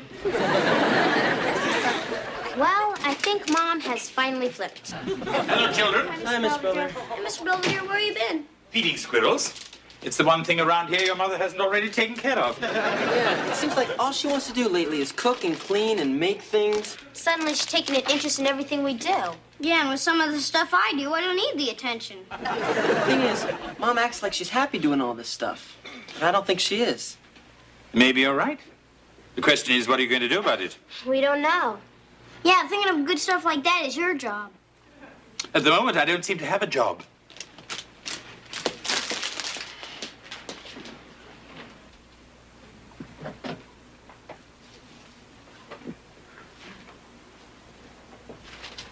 Need any help? Oh, no, I was just dusting, before the company comes. Isn't that one of your law texts? Yes, these things are so big, I might just get rid of them. Oh, I don't know. I always felt they gave the house a certain warmth. Besides, they might come in handy. You never know when you might get slapped with a lawsuit. I mean, especially with a son like Wesley. Let me see. Now, if... Look what you're doing! You said, and you said no! Oh, ungrateful, eh? Not here yet, huh, kitten? No, but he's going to be here soon, so could you please turn that off? Please? Oh, it's stuck. Hit it on top of the head. All right. Now could you go someplace? What's the matter, Heather? You ashamed of us? Hey, okay, knock it off, you stooges. Come on, kitten. Your old man's got to at least meet the guy who's taking out his little girl. Sure, Dad. And so do I, because I'm the one that brought you two together. Uh-oh, Betty Crocker alert. Sam! Somebody get the door. You're standing right there. I can't answer it. I'll look too anxious. Hi. Hello, you must be Eric. Is Heather ready? Heather, your date's here. Hi, Eric. Sorry to keep you waiting. That's okay. Anyway, we better get to the movies. There's probably going to be a line. Oh, right. I'll get my jacket. Heather, I don't believe Eric's been properly introduced to everyone. All right. That's my mom. Hello again. And that's my dad, and that's my brother Kevin, my little brother Wesley. This is Eric. Hi, Eric. You guys in a group? Eric, why don't you have a seat? I made some little treats if you'd like to have one. Here, help yourself. Thank you. These are really good. Thank you. My mom never has time to make stuff like this. She's an architect. How nice for her. Yeah, she even built our house. Well, our mom cleans our house. Oh, I didn't know there were people here. Are these for anybody? Mr. Belvedere, would you like to meet Eric? Well, I've got nothing else to do. Hello, Eric. I'm Mr. Belvedere. Pleasure to meet you. You're the housekeeper, right? I don't know what I am. Somebody want to get that?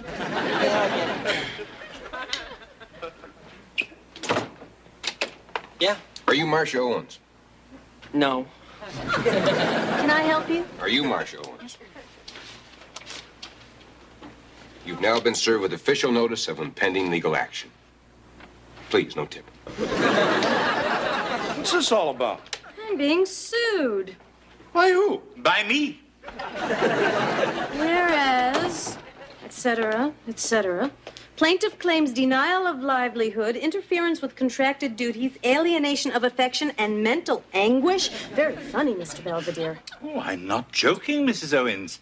I have a binding oral agreement to perform certain household services, and you are preventing me from doing them. That's ridiculous. Go tell that to the judge. Look, even if you were serious about this suit, which I know you're not, it wouldn't stand a chance in court. Why not? Well, first of all, although our contract was conditional on your performance of specific duties, it did not create a right to perform them, simply an obligation. Is that so? Yes, and secondly, whatever contract we did have was solely contingent on my attendance at law school. Objection. It was contingent upon your completion of law school.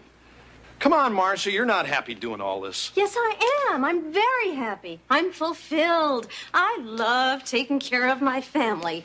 Eric, please, have another crab puff. Put that tray down. That is my job. Mr. Belvedere. You touch that, you're in big, big trouble. Now look what you've done. And I just shampooed the rug. Having fun, Eric? You know, Eric, this reminds me of a little brouhaha between the Pirates and the Phils. Huh? Speaking of which, if you try to hit a home run with my daughter, I'm going to put you on the disabled list. Mom, could we have a word with you for a moment, please? Yeah, in a second. I just don't want these stains to set. Mom, this is important. Yes, well, so is this. Mom, forget it. You're fired. What? The three of us talked it over. We examined all the facts. And we're sorry, but we're just going to have to let you go. You mean you're firing your own mother? Yeah. It's for your own good. Come on, Mom. You really happy staying home all day making muffins? What else am I good for? Nothing, so you might as well go back to law school. I can't. I mean, I just can't hack it. I don't know. You hacked me up pretty well. That's true. Look, it was nice having you around for a while, but the fun's over. You're going back to school, and you're going to hit those books, and you're going to be what you always wanted to be. One hell of a lawyer. And I don't want any discussion, any excuses. This is it. I'm putting my foot down. I believe you put it down on a melon ball. George, no, don't do that. You're just making more work for Mr. Belvedere. Does that mean you're going to be a lawyer again? I'm going to try. Yeah. Thanks. I love you guys. I'm glad we could settle out of court. Come on, everybody, into the kitchen. Last chance for Mom's famous muffins. Oh, come on, Eric. You're going to miss all the fun. You mean there's more?